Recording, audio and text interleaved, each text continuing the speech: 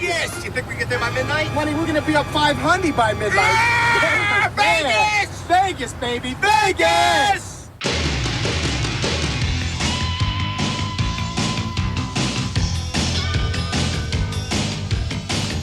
This is the Fighting Irish Faithful Show, Vegas Baby Edition.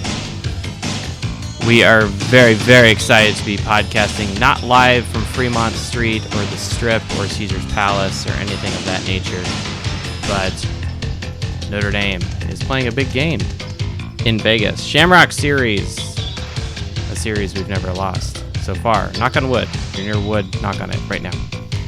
Thank you, everyone. This is volume 65 of the podcast, and this is episode 3. No, season 3, episode 13. And if you don't know what this is, you need to go back to your 80s archive films to figure out what this background music is that's delighting you tonight. Well, before we get into the Shamrock series, we'll let this keep playing in the background. We're going to go to someone here who I've reached out to on Twitter and invited to join us tonight. This gentleman and I share, well, and a lot of other Fighting Irish Faithful have a lot in common, and we both detest the Trojans, the boys of Troy. At No Suck with No USC. Welcome to the Fighting Irish Faithful Show. Sir, introduce yourself. Say hello to the world. How's it going, everybody?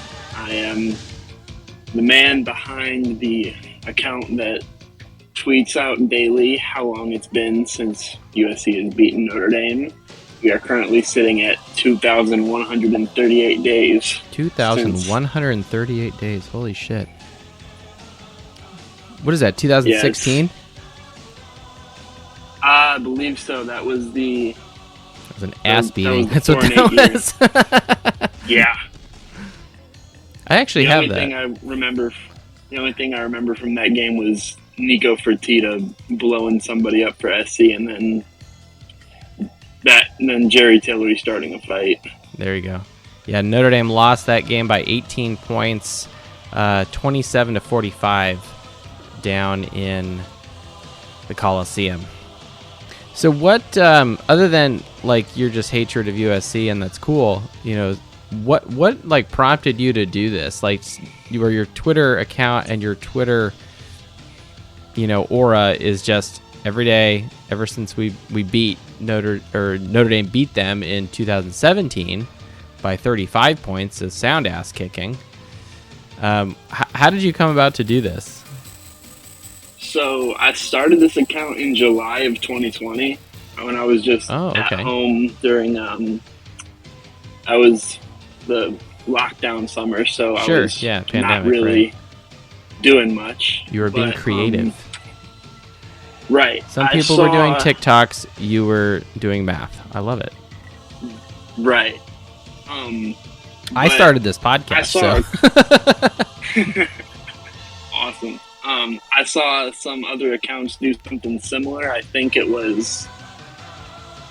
one that really made me decide to start doing this every day and see where it took me was how long has it been since Ben Simmons made a three-pointer? Okay. I think that one was what put me over the edge to start doing this every day. But I think there was another one, how long since Texas has been back? That was a really good one too. Excellent. That's awesome. Oh man. So this has grown into something quite large over the few years. Your account I am pretty sure has blown up, and you have probably over 1,000 followers, I would assume. Yeah, I'm 10 short of 1,100 right now. Oh my! All right, give this man a follow. If anyone's following me and you're not following at No Suck with No USC, come on. This guy hates USC. he rubs their nose into the poo and pee on the carpet, right? You know. And what's funny is I'm usually not a dick on Twitter. I'll be very honest, but I won't lie. You inspired me when it became 2,000 days to actually seek out USC people that I didn't know. Of course, I'm not really friends with any USC people on Twitter, right? Why would I? But I was like, Neener, it's been 2,000 days. And they're like, who are you? Why are you reaching out to me? And I'm like, you can't. And then some of them would try to like argue. And it's just like, oh, you haven't won a title since, 88. And I'd be like, that makes it worse. Right? So. Right. Anyway. I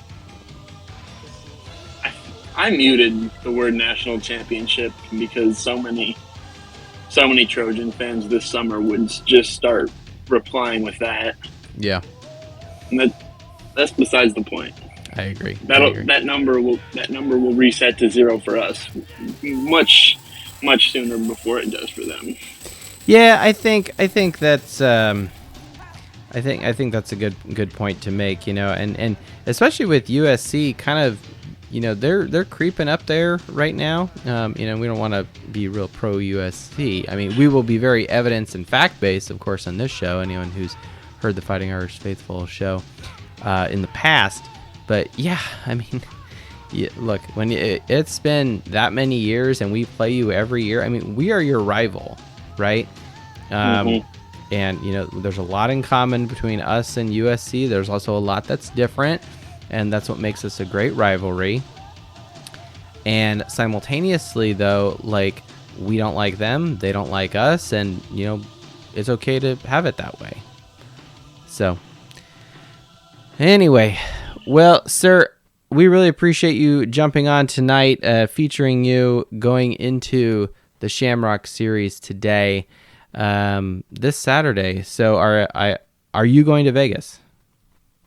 I am not. Okay. I'll be in South Bend. Fair enough. Now if I may, and you can, say next question if you so wish. Are you a student? Yes. Oh. Not at Notre Dame, however. Oh. I misinterpreted the question. Oh, okay. All right. Well, that's fine. All right. So all right. That's still a milestone of the show we haven't had. We've had our first female contributor. We've had former player. We've had international contributor. We're still looking for current Notre Dame student, which may or may not happen tonight. We'll come around to that one. Okay, so you got my juice. Oh man, you got my juices going there. Oh man. That's my bad. No, that's cool. Well, that's also my assumption. So, it happens when we assume, right?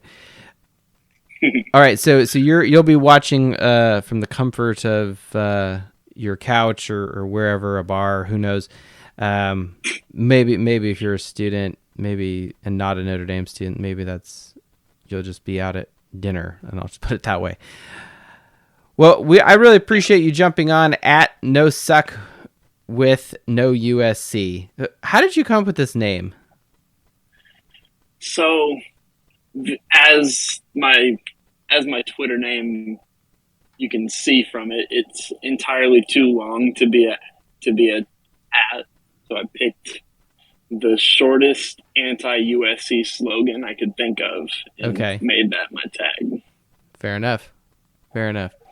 You probably maxed out whatever Twitter limits on character numbers. So I think this is coming pretty close. So I agree. I don't know what that is, but well, we really appreciate you jumping on here tonight.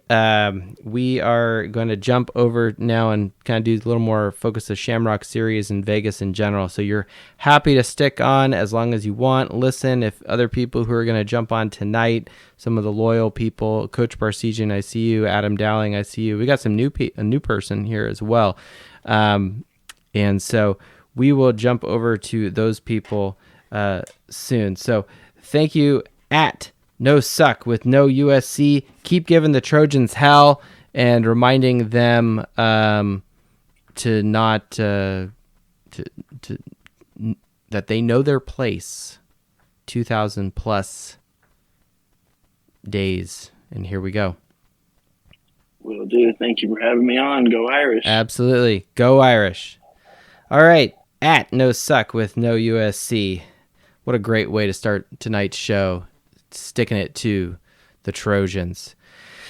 I didn't introduce myself. This is at faithful_Irish on Twitter. This is the Fighting Irish Faithful Show. We're on Spotify, iTunes, and YouTube. And we are talking about the Shamrock Series, Vegas, baby. It's finally happening. And full disclosure, no, I am not going. I know I was all last year and even probably even 2020 when this rumor thought conception first was happening. I said, oh, let's go stay at the Golden Nugget, da-da-da-da. And this was revisited this week because I was talking to the doc, and she's like, you could have gone. And I'm like, true, I know I could have, but then that would have mean leaving you and baby here. And baby Irish Faithful, is 15 months with Dr. Irish Faithful, and I just don't think that in good conscience, I couldn't do that. So I was like, you know what? We'll go on a family trip somewhere else another time. So I get to live vicariously through everyone else who is going, and we'll talk about Vegas. And Vegas isn't going anywhere. So, but combining Vegas, gambling, drinking scotch, and Notre Dame football all in the same place, that's pretty awesome too. So. Well, we are going to give priority access, what is this, like the VIP lounge? I don't know how that is. The high rollers. Adam Dowling is someone who I believe is going to be in Las Vegas. Adam_Dowling1, you have been invited to speak. Right now it says you're just listening.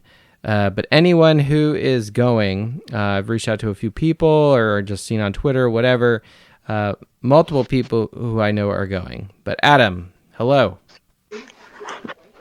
Hello, can you hear me? Loud and clear. Welcome back to the Fighting Irish Faithful Show, sir.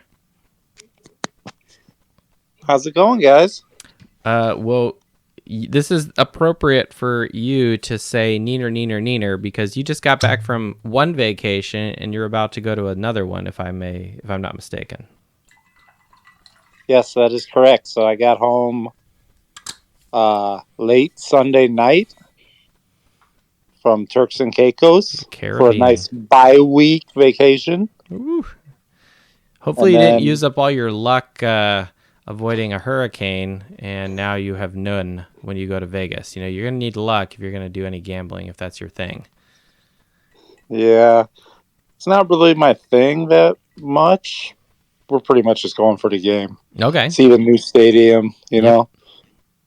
Yeah. And then Thursday, we'll be getting out of O'Hare Airport here in Chicago and going to Vegas. Now we're talking. Now, are you going to fly back on Sunday? Yeah. So that Monday at work will be worse for you than everyone else. So. Yeah, that'll be. And I'm hoping it is, because that means we are celebrating a win. That's right. Exactly.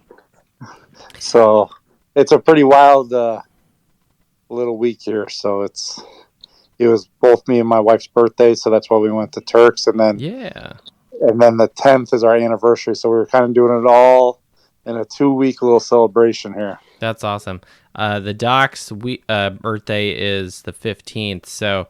We got something going on for that. So I don't know yet if we'll be doing a post-game live show after Stanford, but we will be doing one this weekend. More to come on that.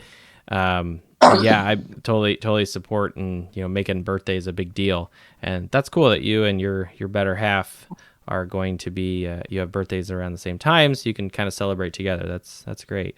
So where are you staying in Vegas? Fremont, the Strip? No, we're staying the Strip at the Cosmo. Oh, there you go. That's a great place. I've only walked around it, never actually been inside. Yeah, we've never stayed there, so this will be the first time. But okay, kind of trying to say it's not real close to the stadium, but kind of close. I would definitely take an Uber. Yep, not walking, that's for sure. No. But I didn't want to stay in Old Vegas. I don't even think I'd walk if I was staying at New York, which is probably the closest between that and Excalibur. And why would you stay at Excalibur? Unless you... I think I told her, I think the Mandalay Bay is like right across the street. Yes. And my wife's like, no way, I'll never stay there. Not at Mandalay Bay? No, just because of all the history. Yeah, she's like, say no more. Say no more. Yeah, I'd stay at Mandalay Bay. They have a pretty dope pool. It's actually really big and beautiful, and it's interesting. Like most casinos, and like I'm an old school kind of guy. Like I love Fremont. Next time I go to Vegas, unless someone else is paying for it, I'd probably stay on Fremont just because it has that kind of old style, closed in feel, which is fun. But sometimes can get a little like, hey, I just need some fresh air to step out. Mandalay Bay is the only casino I've been in and walked through where things are very spread out, spaced out, table games are really spread out, and so are the slot machines, things like that. So, it's got kind of a different feel, relative to kind of your average Vegas casino or even, the old school stuff. So You're staying at Cosmo.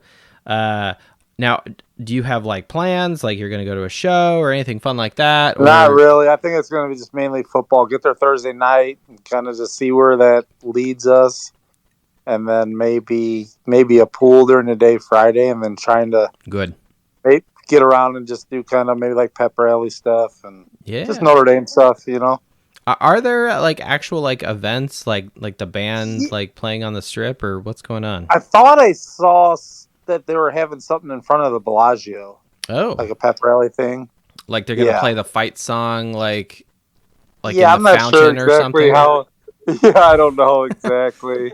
The Leprechaun's gonna be in a canoe. Some pop up. They had stores that are gonna be in the Bellagio and some other stuff going on. Okay. Yeah. You would think that with the jerseys reveal that they might have some connection with the MGM Grand, because that's where they like kind of filmed some of that and did that kind of. And anyone who didn't see that on social media or YouTube, what have you, Notre Dame, Fighting Irish Digital Media, what have you, for the jersey reveal for the Shamrock Series, they did kind of this hangover vibe with, I think it was Foskey and Mayer with Coach Freeman, and then they were like trading for jerseys with. Go check it out. It was pretty fun, and I thought it was pretty clever. So yeah, with the Golix, it was pretty funny. Yeah, and they were driving a Rolls Royce too, which I was like, man, high roller. Like I mean, it's Notre Dame, right? So you got your Notre Dame money in there with. It's like they just built a stadium, so they got to spend money on something else, right? So hey, let's send some of the boys down to Vegas and kick it there. Well, hey, Adam, we're really excited for you and anyone else who wants to jump on tonight to just brag that you're going to Vegas. That's totally cool. I will say this: we expect lots of photos and tweets and shit from you. If you play table games, and this is kind of to anyone who's maybe going to Vegas, not just Adam. I have found that like if you wanted to learn a game, like I always wanted to learn how to play craps, for example. And the last time we were in Vegas, so we like figured out like when the casino like quote held lessons or whatever, and it's not really lessons, they just teach you the rules, and then it's like, hey, say goodbye to your money, right? Unless you get really lucky. But like do that, because then they're really nice to you, and I've found I've never had a bad experience with any dealer or any place like that in Vegas. So check it out if you're into gambling. I don't do it often, but if I am going to go to Vegas or go to a casino, it's definitely going to be craps, video poker, and maybe some blackjack. So but those are my three. So yeah, it should be fun. I mean, this is kind of like, it's just like only Notre Dame would do this, right? Trip to Vegas, home game, but you're in Vegas. I think it's awesome. I mean, because like you go back to the Shamrock Series, like it's supposed to be this like big environment, big scene with the opponent being kind of big. Now BYU is, and this is the first time we're actually talking about BYU. They're not bad. I mean, they're 4-1. Their best win so far this season is over Baylor. Their one loss is to Oregon, right?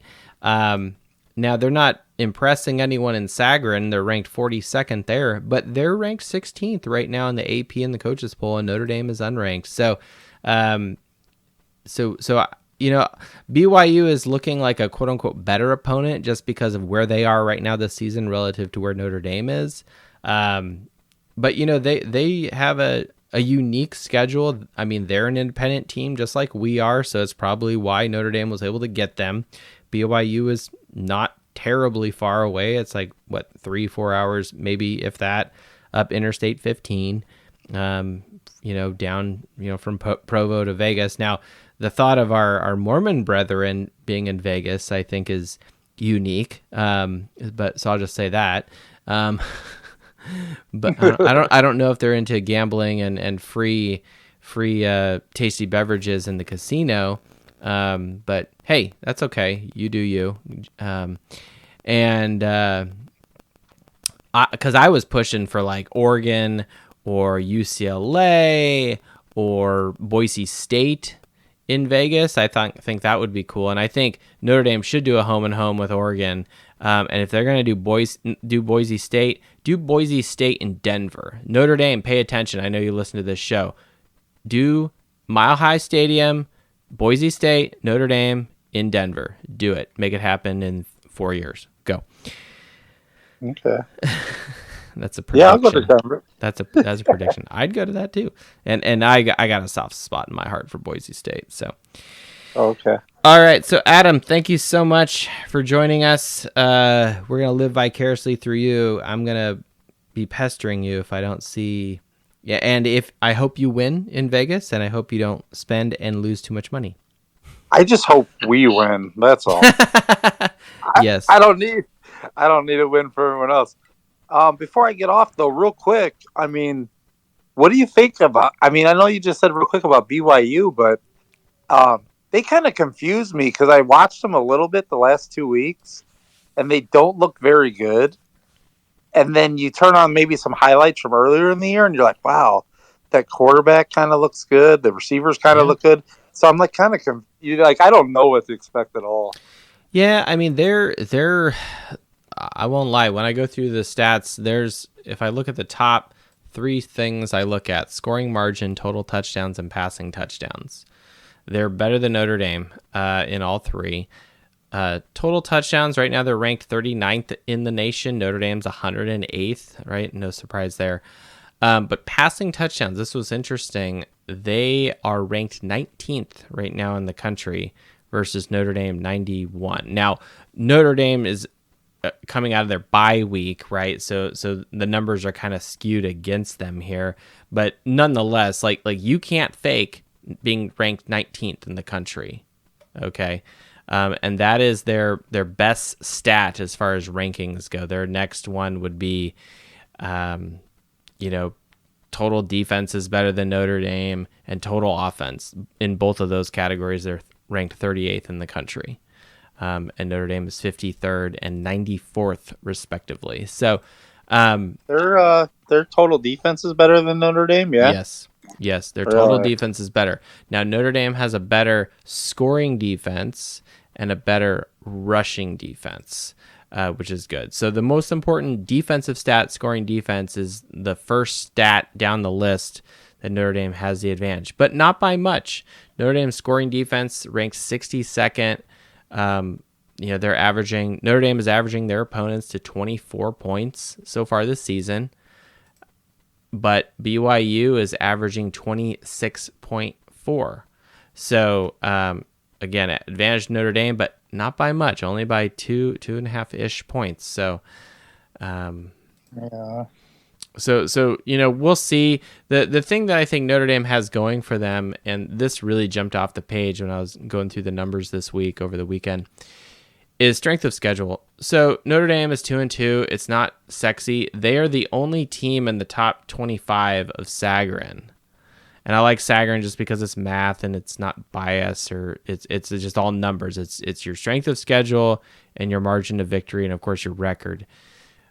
And all of Notre Dame's opponents continue to win, which is great, except Marshall. But other than that, Notre Dame is their strength of schedule is third out of 131 teams right now. So, and Sagarin, I think, goes into like, some of the Division II teams as well. So, so that's a lot. Notre Dame third in strength of schedule. BYU 61. Yeah. So it's that hard. and they have a better record than us, and their coach Kalani Sitake, he's been there. This is 7th season, right? So he's not new, right? So we'll see how it goes. I think there's some things, and I'll touch on this at the end of the show about why I think Notre Dame will be victorious. But it's kind of a quick preview, and also because you asked, so give the people what they requested, right? All right. Well, yeah. Hopefully it comes out with a victory, and I'm gonna get off here because I got to get up early because I got to get some work done on my day job for 2 days before I take off. But yeah, that's the cross you must bear. So we'll definitely be sending some pictures and some tweets from Vegas on Please do Thursday, make us jealous and all the weekend. Everyone else who's not as fortunate as you. All right, safe travels. Give them hell in Vegas and have a great time. Go Irish. Go Irish. All right, that is at Adam_Dowling1 on the Twitter. Thank you, Adam, for joining the Fighting Irish Faithful show again. Man, lots of vacations. So if he's going to like Hawaii or France or Paris or something for Christmas, I may have to, rethink my life and ask him who his financial planner is. We're going to go over to a new person here who's been on the whole time, been invited to speak if he so wants. If he doesn't want to, that's totally cool. But at Armand Lobato, if you would like to join the Fighting Irish Faithful show, you've been on since the beginning. You've been invited to speak. Go ahead and hit the pink button in the lower left-hand corner of your phone there. Welcome to the Fighting Irish Faithful show, sir. Hi, how are you? Wonderful, thank you. Is this the first time you've listened to us, or long-time listener, first-time contributor? First time on both of them. I've meant to chime in and listen a few times before, but schedule kind of conflicted sometimes. That's okay. Everyone's busy, and I have to carve out time, to do this with work, with family life, and all that, But hey, I love Notre Dame, and I assume you do too because you've been on the whole time for the show. But enough of me talking. What do you think of Notre Dame and this Shamrock Series game? This one, I've seen the series with BYU. I live in Utah. I'm an Irish fan. Right on. And so I've heard it all, and I've seen when I was younger watching the previous games they played with BYU, and this one's going to be a little different. It's going to be more exciting. I know BYU has a good travel to. They like to go to Vegas. Okay. So I'm like, wow, really wanted to go and see who packs the house better. Hopefully us faithful Irish do.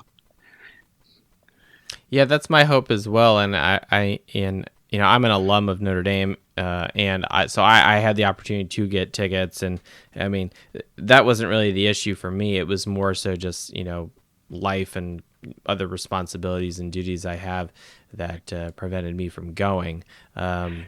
Also, just that's quite the trip, unless I win it big, at the blackjack table, but most likely not.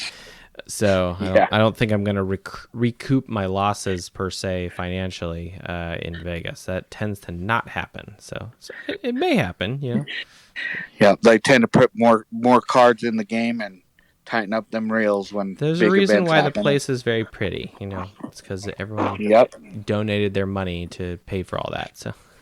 Oh yeah. So you've been so pop quiz for you since you're from Utah, and it seems like you've got kind of some better insight into the Cougars than we do. They're your average person.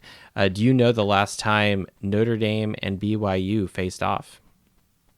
I want to say in 90. is it 94? It's a little more recent than that. Or not? Was it a 2001? It was in 2013. Oh, wow. And Notre Dame won in 2012, and then in 2013 again as well. So I remember liking the one that sticks in my head though is when Bettis was there and ran over their safety for a touchdown. There you go. That's a memory that I remember. So does that mean that Audric Estime is going to do the same? You know, if the line is up for it and get the push on them guys, I could see it. I can see it. I've watched a lot of some of these BYU games, and you know they have a good front, but if we get that push on them and their secondary, their linebackers really are going to have struggle stopping the run if we stick with the run.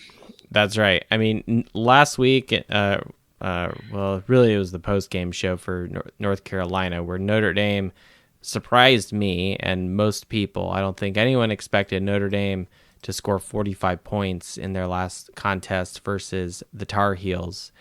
But Notre Dame ran the ball higher than they have all season. They were very, very successful. Their rushing attempts per touchdown was 17. You know, it's not stellar. It's not super great, but it's still really good. And their run percentage, they ran the ball 61% of the time, which is really good as well. Yeah. And right now that seems to be the secret sauce with Notre Dame, you know, and you know, look at our running backs. We've got all these running backs, the receiving core, you know, and Pine, you know, it's not, we're less confident with that, right? Yeah, if you keep that run going and it opens up opportunities for your tight end, you know, you got baby Gronk out there ready to, you know, that opens that up really significant if that run goes good. Absolutely. Yeah, I mean, Mayer was. I like Mayer. He's a beast. That's for sure. Well, and he's a leader. You know, he's kind of like he's a leader on the field with his ability to execute. Right. You know, I don't really see him, and obviously, you know, we only really see what we see on TV, or if you're, you know, have good seats that you can watch him on the sidelines, kind of pumping the guys up and stuff. And you know, you see some of that stuff in the promo stuff that Notre Dame does, and that's fine. But you know, how much is that actually consistent in practice and that sort of thing? We as fans don't actually know.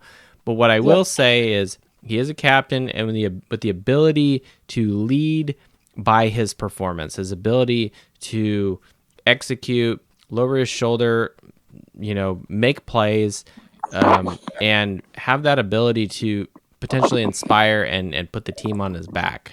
And I think he can do that. He's a motivator, that's for sure. Well, and really that's a problem, quote unquote, for BYU this week, right? You know, they're going to have to key in on him, and if that happens and they double team him or whatever else, well, now they've taken a guy out of the box potentially to you know, help in run support. Maybe that frees up someone like Styles or, you know, Lindsey or something. And I'm going to go quick sidebar here because I thought of this last night and I want to do it tonight.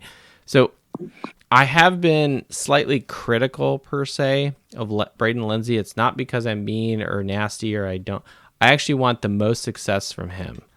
Lindsey, we need you, buddy. Your face is on a milk carton right now. All right, you're missing from this team.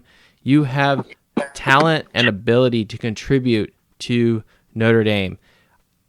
We need you this game to shine down there in Allegiant Stadium to beat the Cougars and show us what you're made of. Show us the talent you've had this entire time. Lindsey, we need you, buddy. Bring it. Come on. That's a shout out of encouragement to Braden Lindsey. Sweet. Yep, definitely. And then I've noticed BYU, you have your depth is in your juniors and seniors, which, you know, they've already been on missions and they're they're pretty much adults now. Oh, sure. And if what I've heard is a lot of their receivers are starting to get banged up, and with that happening is they're not so much in depth there.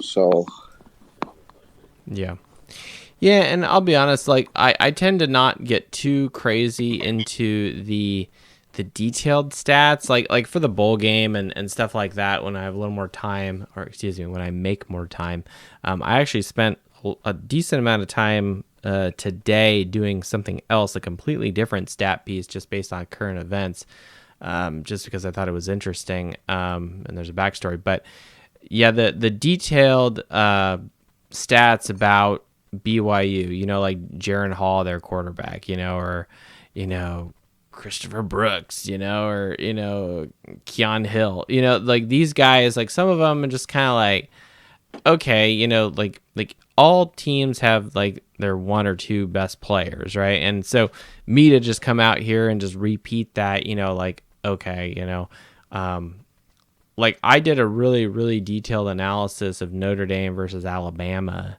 in 2020 going into that playoff game.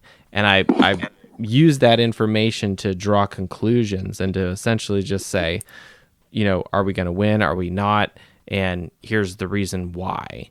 So if anyone wants to go back to the archives and kind of feel sorry for themselves, go ahead and listen to the pregame show I did, for Notre Dame versus Alabama.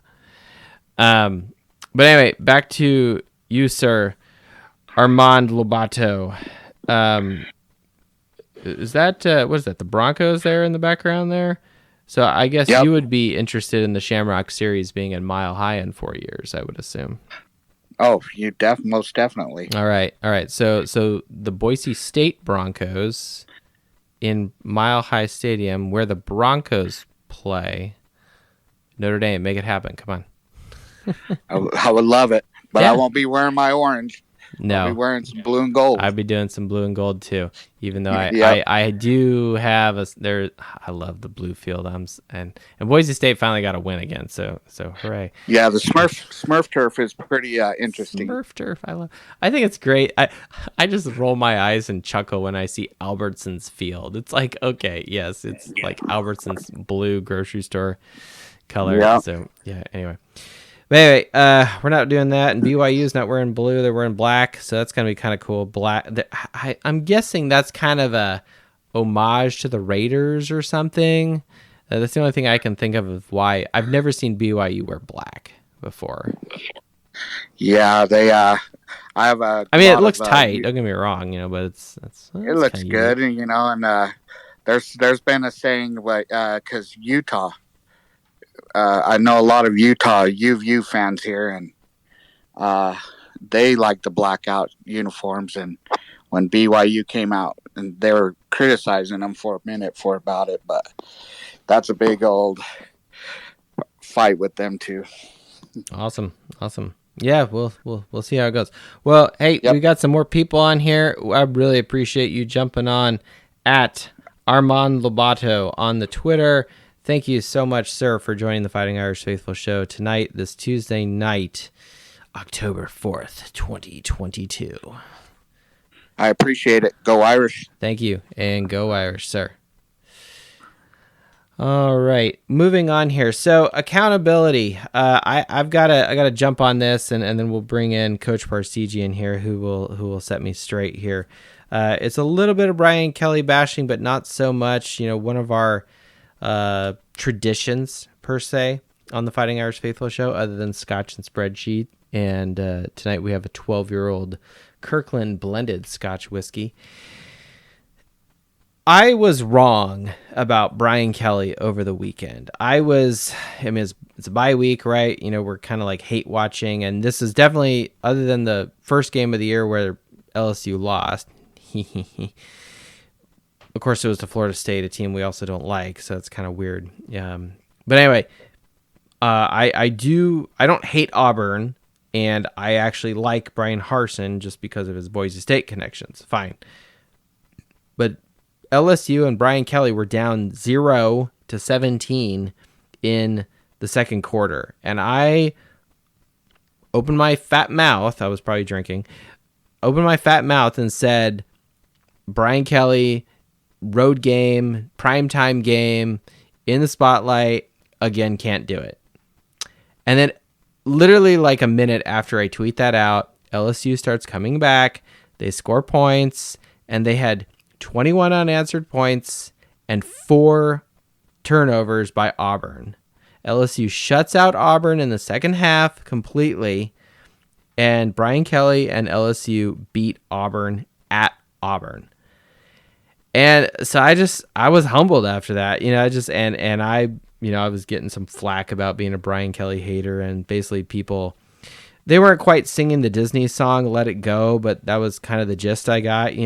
Someone compared my hatred to some other derangement syndrome, which I thought was kind of funny. But anyway, so accountability. I was wrong.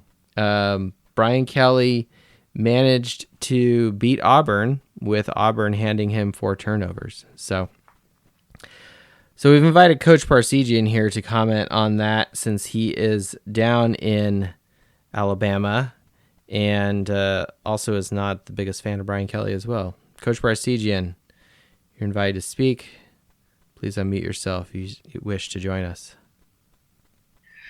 How is everything going? Well, I was humbled, and but other than that, it's a bye week. What else? What else am I gonna do? So. Well, it's not all Brian Kelly's leadership and great coaching ability that helped LSU prevail over Auburn. I have a very good friend. I have a very good friend who is an Auburn graduate who has told me in one-on-one conversations, Auburn is in a very similar spot as Notre Dame, being that they are lacking a lot of depth, and a lot is put on their defense. So by the time you get to the second half, their defense is very similar to our defense. They're gassed. They're exhausted because their offense cannot move the ball and can't do anything. Yeah, plus, I didn't think that Auburn, and I haven't gone through the stats, especially compared to those two teams, two SEC teams, randomly over a weekend. But no, I was just kind of like, okay, and the ESPN crew, they were like, oh yeah, LSU has just got great players and this, that, and the other, and they do have good players. I'm not going to deny that, but I imagine that Auburn is a little lacking in that department. Auburn, Brian Harsin, and this buddy of mine is a fan of Brian Harsin. It's just, he came in and he's been trying to clean up Gus Malzahn's mess that he left behind. Sure. Malzahn basically let a lot of the boosters and people like that kind of run the show. And he's been trying since last year when he came in to clean that mess up, which is why you've seen a lot of backlash against him and wanting him fired as early this year, back in like January, February. So he's had a lot of people leave, a lot of depth issues. So he's limited on a lot of what he can do.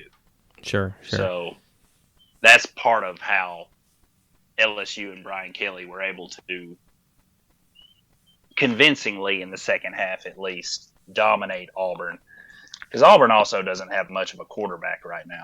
No, I imagine that he's, their quarterback is, he's growing, he's developing, and Harsin is just trying to make best with what he has, and I agree with you. I think in a year or two, we'll see a different Auburn team than what we saw over the weekend. It was just kind of dumb crap. If they let Harsin implement his system and get his recruits in there, because he was basically running the show offensively when Chris Peterson was at Boise State and he was offensive coordinator. Yep. So give him time to get his guys in there. and develop them, because it's obvious he can develop a quarterback. Look at Zabransky. Well, and look at what he did at Boise, with significantly inferior talent than what he's going to be able to pull into Auburn, right? And absolutely. And I've said this before, and I'll dig this up, and this will be a good segue into the next piece I want to do. I look at coaches who have won bowl games, okay, and a lot of this goes back to who had won, obviously who had won titles, and that's obviously what we compare ourselves to. Excuse me. But we also want to make noticeable marks of improvement. And in 2014, Brian Harsin at Boise State did win the Fiesta Bowl, right? So and that is something that Kelly has never done, and it's something that Notre Dame hasn't sniffed since, the 1994 Cotton Bowl, right? And that's just reality. That's just facts, right? So Harsin has a New Year's Six BCS style bowl under his belt, and he earns and deserves all that credit. So that's a merit badge, improvement or whatnot on his resume that he has now. He only has one New Year's Six style bowl game, but it is what it is. So. Yeah. Well, Coach, any thoughts about this BYU game before we are getting stacked on people? We got at least 3 other people we want to jump to, and then potentially a few more as the evening goes on. But Coach, what do you want to say about this BYU game, or any thoughts? Or you can even just talk about Vegas if you want. Well, offensively, I'm concerned, just similar to how I was last week. BYU, prior to recently, has looked very, very efficient on offense, and I just feel like Notre Dame is going to have to get up on the scoreboard and get up early so that our defense doesn't get too exhausted. So I think your concerns are valid, and they are supported by the numbers, by the data. Mentioned before, they're better than Notre Dame in total touchdowns, passing touchdowns, and scoring offense. They are also more efficient with respect to yards per point. They are 13 versus Notre Dame's 14.8, which is an improvement. Notre Dame went from 16.4 down to 14.8, so that's a huge mark of improvement. Rushing attempts per touchdown, they're slightly better than Notre Dame, but they are still better. And passing attempts per touchdown, they're far better than Notre Dame. They're 13.4, Notre Dame's 18.8. National champions on average are 12. So their passing touchdown efficiency is significantly better than Notre Dame. And that's also supported and correlates to their total passing touchdowns they have right now. They have 13 on the season. They're ranked 19th. They're in the top 20. So that's really good. So I feel like this is one of those holy war kind of games, similar to Notre Dame and Boston College, similar to Notre Dame and Alabama to an extent, where it's that Catholics versus the Baptists. Yeah. That's right. Kind of mentality. And it's nothing personal against them, but it's the Mormons. Right. I mean, oh sure. I mean, and our brethren at BYU, carry that flag with pride, right? Yeah. No doubt. It's just, you lose to a team that is significantly older than, as far as average age of player, compared to the rest of the college football landscape. It's kind of hard to live that down. Yes and no, because I would also argue that, I mean, you're not wrong about like the physical, whatnot, but like, let's also keep in mind that, the level of talent that is going to BYU is far inferior. Like it's on this, it's not quite as bad as Marshall level, which is ironic, but it's up there. All right, BYU's talent 4-year recruiting average is 73.5. Notre Dame's 12.3. Yes, they're bigger, and so maybe they're, they got a little more chest hair or whatever. But Notre Dame has pure athletes that were recruited out of high school to go and play college football. BYU, with the other things that happen, with the LDS there,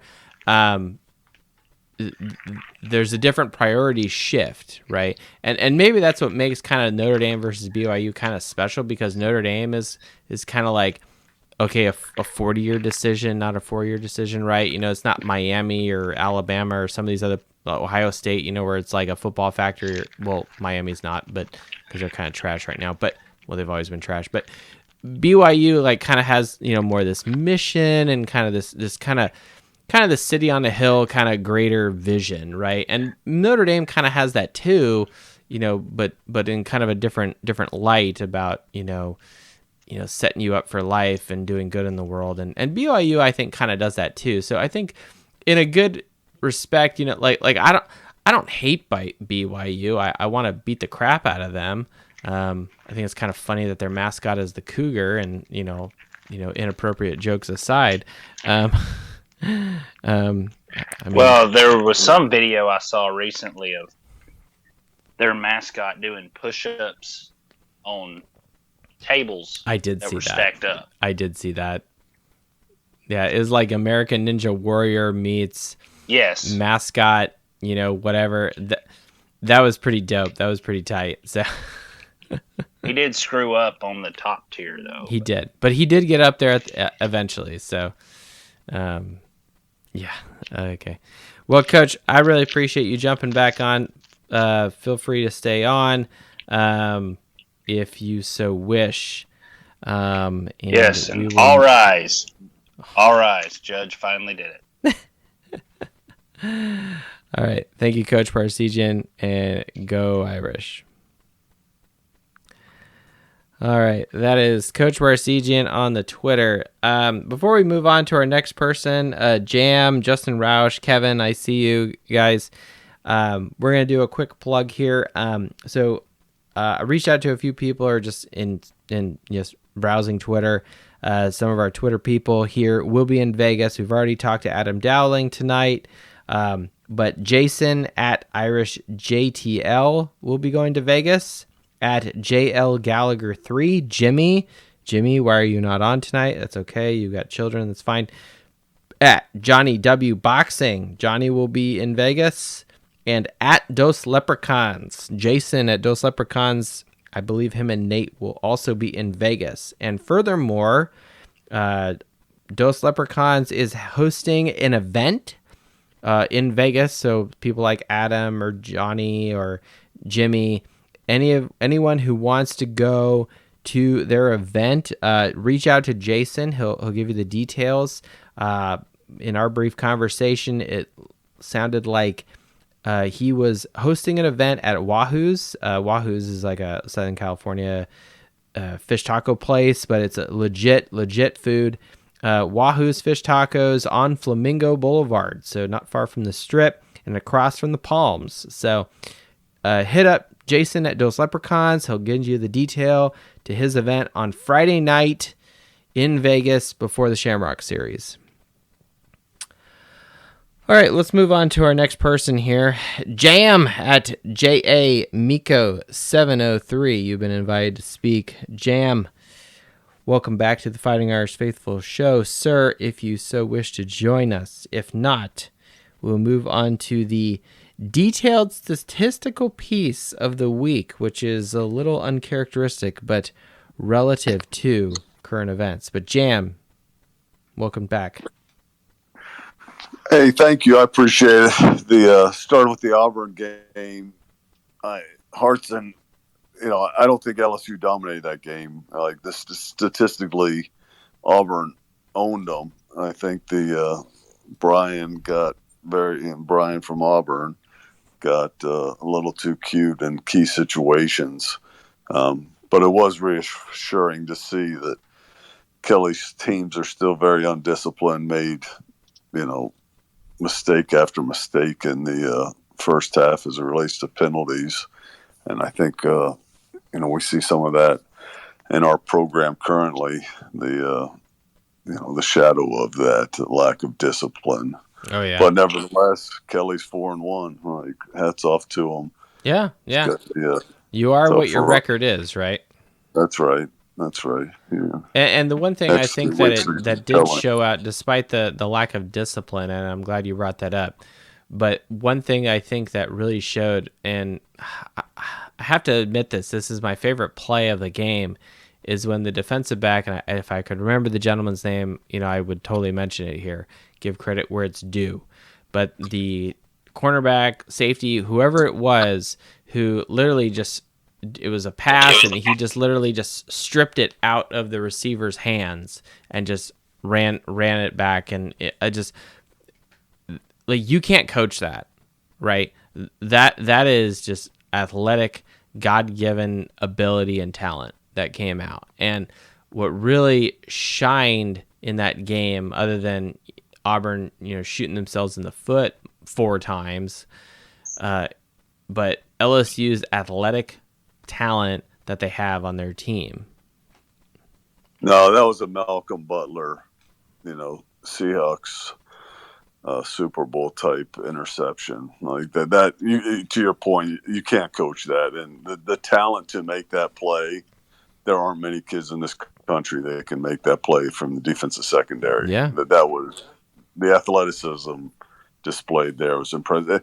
The other thing that was impressive was LSU's run game. They do not have a formidable offensive line, but they have a combination of extremely solid running backs that can hit holes extremely fast. Like I never saw us run the way Kelly's teams are running at LSU. So it does give you pause as it relates to the talent in the backfield. Yeah. There were a few times when LSU tried to run between the tackles and they were just like stuffed, and it just reminded me of an old Brian Kelly, coach Notre Dame team, where he's just running into this wall, and I'm literally sitting on the couch laughing, just like, ha, see, it's not just Notre Dame, right? It's actually Kelly. That's right. It made me feel a little better. They have shown a toughness, in terms of like they haven't, from a mental toughness that's been impressive. And I'm not necessarily here to talk about LSU, but they do show a mental toughness that's impressive. To come back from 17 down on the road, undoubtedly, away on the road at Auburn, kind of a hostile environment. It's not 12th man Texas A&M hostile, but it's pretty, it's legit. It's a legit place. It's big boy football. It's Auburn, right? And to be down in the second quarter by that much, and then just to blank the home team in the second half completely, and most of a better part of the second quarter as well. So no doubt. This week, what do you think of this BYU game, Jam? Let's just dominate them. Utah State played them extremely tough. To your point, from a talent differential standpoint, I think we're far more talented. There's no doubt from a physical maturity standpoint, they have a consistent advantage there, and BYU always does, just by the nature of the missions and other things they do there. But I want to see Tobias Merriweather's name on the offensive side of the ball. Yes, please. Right? Yes, please. We're seeing it on defense.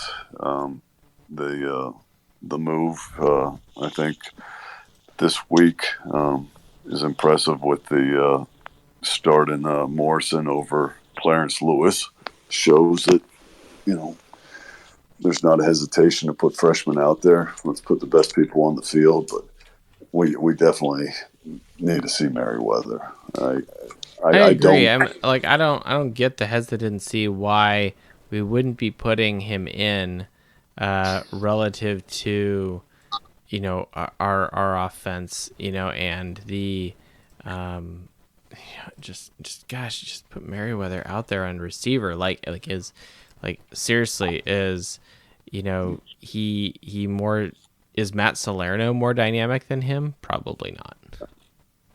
No, and it's, Golden Tate, there's stories about him as a freshman. Like, they literally had to point which direction to go from the sidelines before a play, but you had to have that talent on the field. And I feel the same way. To have Golden Tate back. Golden, your I offense can't be that complex that you can't put your most athletic people on the field. It's like, okay, what do you got? Like hitch route, in, out, corner, post, fade. Like, all these guys know what this stuff is. Okay, maybe you get cute and you run like, one of those like screen passes, where the line like holds, then releases, and then he's like circling back. Like, that's as like complicated as it gets, and then anything after that is like a trick play and like cutesy shit that you probably don't do with a freshman, right? Unless he's just really, really good. But yeah, the with BYU, and we don't have a big history with this team. I mean, we've played them, 8 times. BYU's really only beaten Notre Dame twice, in 94 and in 2004, right? All the other times, we've won, and you have a unique perspective with your background about discipline and especially defense. Is Notre Dame's secondary at risk with the ability of BYU to put up points and to be very efficient in the passing game with their quarterback? No, and I think the best thing that happened was some of the big plays against Carolina, because from a plug-in standpoint, you're going to have the full attention of the defensive backfield in terms of playing assignment football. And I would venture a guess that the shift to Morrison over Lewis was attributed to missed assignments as much as athleticism. Yeah, that was very evident in that game. It just looked like the people just weren't trying or giving up, or the game's in the bag. I don't have to really cover this guy. Like, yeah, you do. No, it's something that's interesting. In the off season, Coach was talking about meeting with Coach Holtz, and Coach Holtz mentioning that he'd never been accused of being a player's coach. And I venture a guess that what that's about is the accountability piece. And the one thing that was interesting, and I didn't appreciate it as a 19-year-old, but the transition from Coach Holtz to Coach Davey. Coach Holtz's practices were very disciplined, and if an offensive lineman or anybody made a mental mistake, like, there was immediate accountability. Like, the first time, they're sent down to the scout team. Second time, they're thrown out of practice. And then when Davey came on board, it was, we'll get that fixed later, when those things would happen in a practice. And what ends up happening is those, like, Coach Holtz had you driven on muscle memory. And what I observed happening is, all of a sudden, if you don't address those things in practice, they manifest in games, and ultimately they manifest in the worst times in the second half when fatigue sets in, and those types of things. And I didn't appreciate the attention to detail and the focus on the fundamentals that Coach Holtz demanded at that age. But I mean, how can you though when you're fresh out of high school and you're still underage and all this other stuff? I mean, like, you can't partake in the pleasures of Vegas, right? If I may be, bring it back to the present. But you're 100% right. I mean, Holtz had a discipline that, all of us as fans and, 38-year-olds that are running a podcast on a Tuesday night, you know what I mean? Like this is the stuff we just love. And, and you always hear this. This is so typical of these younger guys, and respect to them. They have way more talent than I have ever had. You, Sir Jam, you have way more talent than I ever had. At that age, you were in a position to do greatness and to be exposed to this environment, and the appreciate. Some of the guys get it, they appreciate it or they roll their eyes, but they do it anyway because they're there to do a job, right?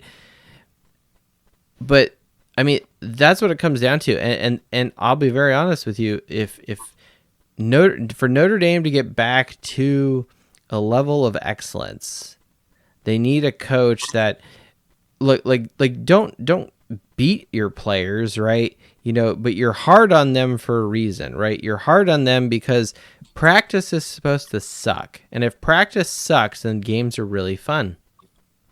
And no, absolutely. It's as simple as that, right?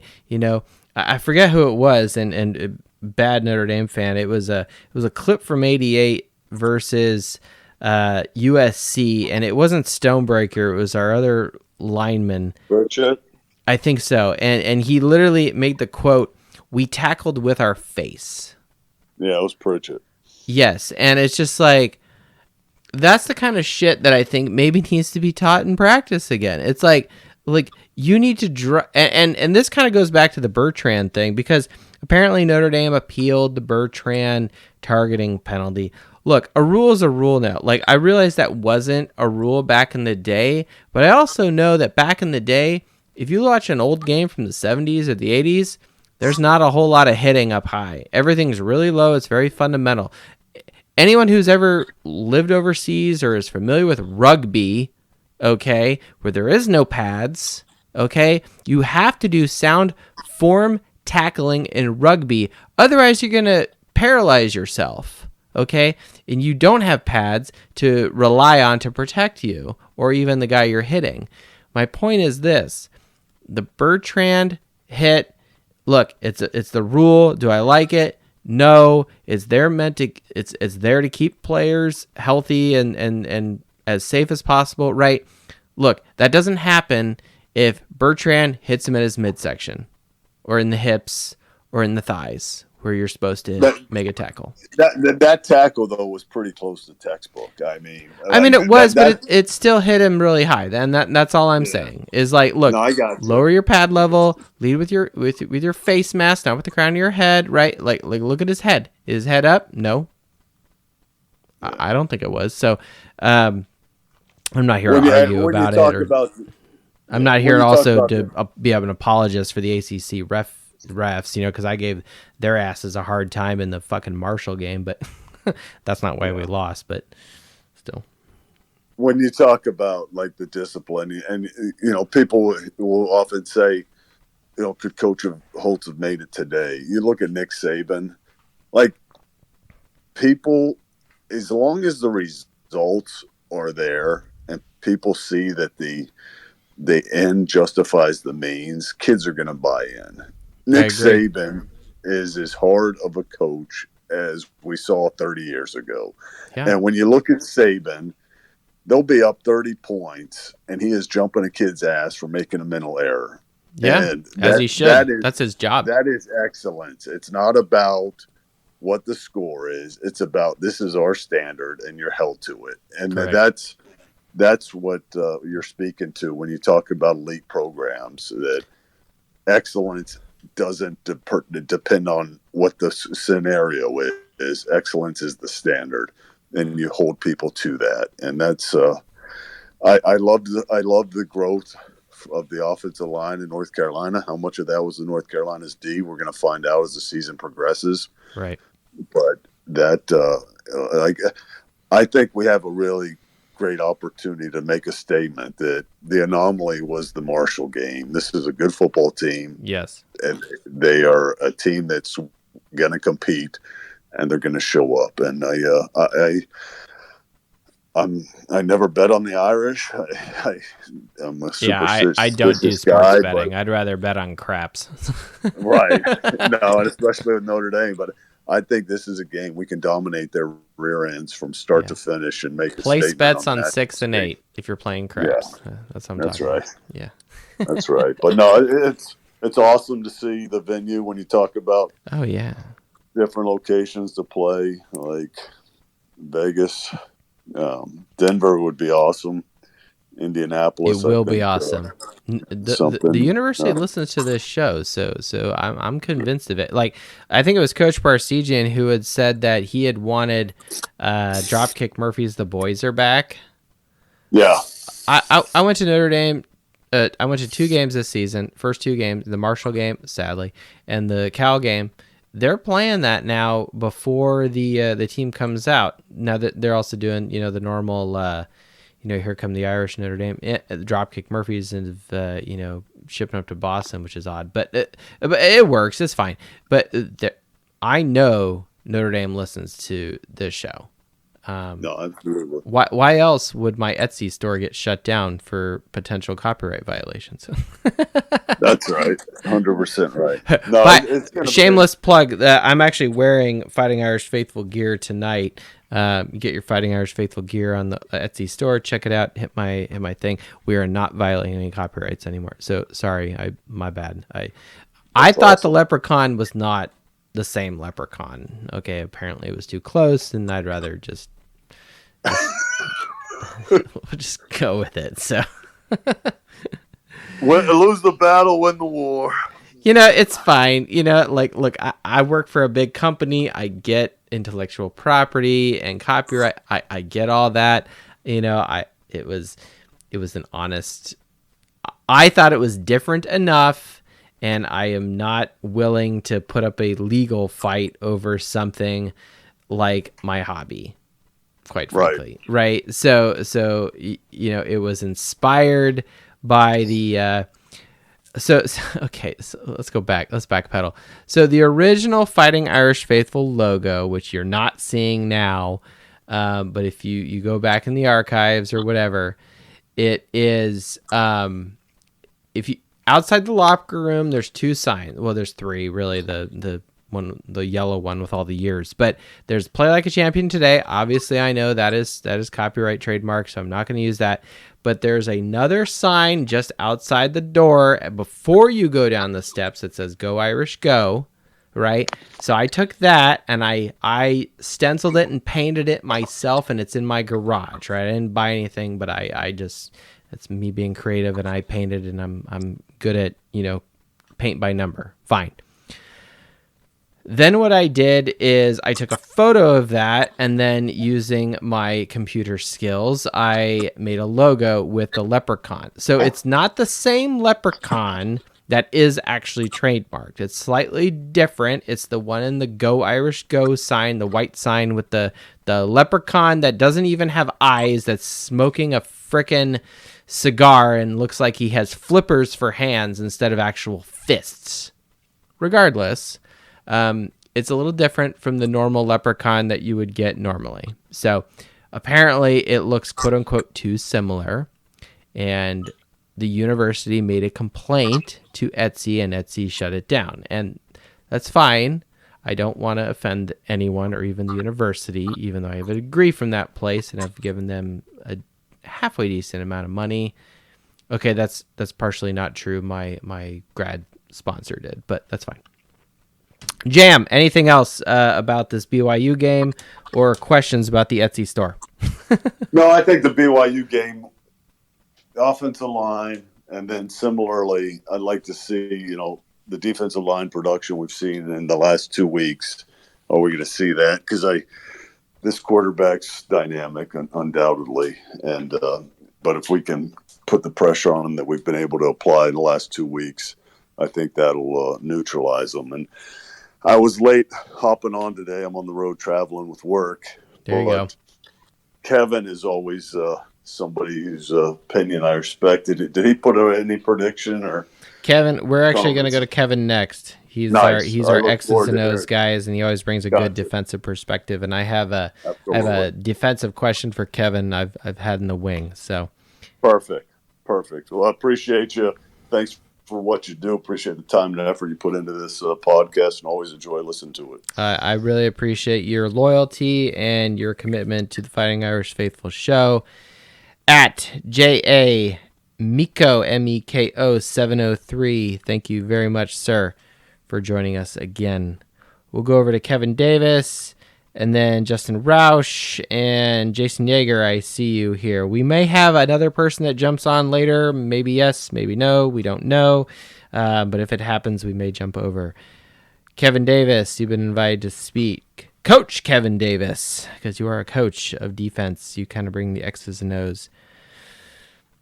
At Davis0560 on the Twitter, you've been invited to speak. Coach. Hello. Kevin, welcome back. It's been a few weeks. Yeah, I've been out doing some business.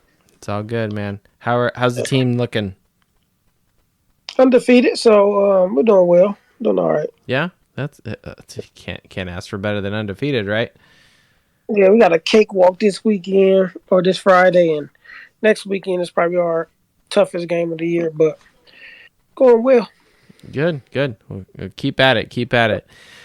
Well, Kevin, what question I had, and I think Jam kind of led you in here. BYU, their strength is their passing, and we saw some mental lapses, if I may simplify it that way, at the end of the North Carolina game, where I predicted that Notre Dame could have been in the 50s and held North Carolina to 14 points. Sadly, that was not the case, and North Carolina got an additional 18 points via the pass. And I think that Notre Dame maybe let up and took their foot off the gas, and maybe were not as disciplined, per se, in the secondary. Is this a problem going to BYU, or is this potentially a position where if you're a defensive coach, Al Golden or whatnot, that you can have your defensive secondary's full attention? So I think Notre Dame staff itself believes this is a problem because they just made a cornerback change. So there's going to be a cornerback change. So they believe that there's some issues when it comes to defensive back sector. I believe what they should do is actually Brandon Joseph should probably play more of a rover type role, or maybe come down a little bit. Because before I got on this call, I decided to just go look at rewatch the BYU Utah State game. Yep. And what I noticed is a couple things on both sides of the ball. As far as their offense, the problem is yards after catch, right? So he gets them the ball, but what you see in the game is what the receivers do after they get the ball. The yards after the catch is the problem. We can hold BYU from gaining major yards after the catch. I think we win the battle in that area. Now, they're going to get their passes off. They're going to catch balls, but we can't let them turn those catches into big plays or big long yards after the catch. That's going to be the key. I don't think BYU has seen a defensive line that like ours, or how good that defensive line can be and the pressure they can give from that defensive line. I don't think they've seen that. So I don't think the quarterback's going to have as much time to sit back there and just read and let the ball go wherever he wants. He's going to have to get that ball out quicker in this game. So we'll see how he does under that pressure. Yeah, I'm glad you brought up the D line, because pass protection or pass defense, not pass protection. Pass defense kind of comes in two flavors. Yes, you have your secondary, you have these athletes at cornerback and safety, but then you really need your front guys, the guys in the trenches there, Foskey, Wright. They need to be applying pressure to that O-line and to that quarterback, put him in a position that is uncomfortable. And these are the two stats that are Notre Dame's best, especially on defense. Number one, sacks per game. The 10th most important stat, Notre Dame is ranked 12th in the country. We average 3.25 sacks per game. That is better than the national champion average over the last 10 years, believe it or not. And then in addition to that, tackles per loss per game, Notre Dame is averaging 6.5. We're ranked 38th in the country. That ranking of 38th is also better than national champion average of 27th in the country. So Notre Dame, their front guys are doing the right thing. They're applying pressure. They're getting back to the quarterback. We'd always love to have more. And maybe that's a good thing where it's like, oh, so close, and it doesn't quite happen. But if you have 3 or more sacks and 7+ tackles for loss in a game, you tend to be doing good things. No, and I 100% agree. But in this game, if they don't get a sack or a tackle for loss the entire game, they need to have 30 pressures. They have to press their quarterback at least 20 to 30 times. And because the reason I say that is because, and that comes with sacks and tackles for loss. That's considered pressure. But the D line and the defensive back core, that works hand in hand, right? If you can pressure the ball, if you can pressure the quarterback, that ball has to come out faster. It comes out. Yep. Different decision making, wrong decision making. That has to work hand in hand. I don't want to dismiss the linebackers, but D-line and the defensive backs, they have to work together. If D-line gets that pressure, there's not much time for him, and defensive backs should be able to hold their ground for long enough to make something happen, and then just limit the yards after the catch. Yeah. I think if they do that, it's going to be a pretty decisive game for the Irish, but they just have to do that. I mean, we'll see. What's interesting is BYU has played one more game than Notre Dame, and they have the same number of rushing touchdowns that Notre Dame has. This I thought was interesting. Notre Dame has 7 rushing touchdowns on the season, as does BYU. They're both tied, and we played one game less. So if you talk about an efficiency thing, there it is for Notre Dame. Now, but the contrast to that is how much we run the ball versus them. So efficiency, we're actually very similar, but we run the ball 58% of the time right now on average, whereas BYU runs the ball 47% of the time. So they are kind of gone to this pass focus, and they're using that as their strength and their primary weapon in the arsenal. And because obviously from film, that's their strength, right? I mean, the pass is strength. Their run game is okay. But pass, obviously, because the quarterback is their strength. But once again, I don't think they've seen the pressure that they're going to see. I don't think so either. I mean, right? They played Baylor. They beat Baylor, with Dave Aranda here. But I mean, I don't see Baylor, being this defensive juggernaut. You know what I mean? Like, it's Big 12. It's kind of like, what's defense, right? So it's just kind of the mantra or the. And offense, as far as our offense goes, and I'm still gonna stay on defense because I'm talking about their defense. They run primarily a 30 front. They go into a 40 every once in a blue moon, but they don't send a lot of pressure. This is the week where that RTDB has to play a factor. If they're going to play a 30 front, sit their linebackers back, be in a deep coverage to stop the pass, we got to run the ball. Yes. We have to run the ball this Saturday. Like, we have to. Like, if they play us that way, we have to run the ball, and we will beat them down running all day. Now, also, their defensive back core isn't that great either. I mean, I think our defensive back core, and this is saying a lot, our defensive back core is better than theirs. So I think, like, if you can match, if Michael Merrick gets matched up on the linebacker, or if we put, like, I don't think any one of those linebackers can run with Mayer, right? There's some certain matchups that we can match up with them and just totally exploit, but it has to start by running the ball. Yeah, I agree. I think we need to go back to what was successful. What is the strength of this team? It's running the football. And it's interesting you mentioned the pass defense, that you think ours are better. I do agree with you that I think we are more talented. I think our players are more talented than theirs, which is that's fine. What's interesting though is when I went and looked at the numbers this week, and this didn't really surprise me based off of the North Carolina game results, and we got we didn't get torched by Ohio State, but they eventually, they broke through. The passing defense numbers by BYU are better than Notre Dame. They are averaging their opponents to 175 yards. We are averaging our opponents to 213. So they're 19th in the country right now in passing defense versus Notre Dame's 53rd.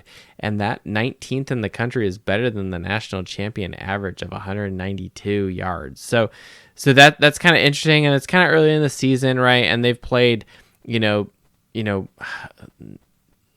they've played two decent teams in Oregon, and Oregon's kind of, I think they're kind of like in a phase changing experiment right now.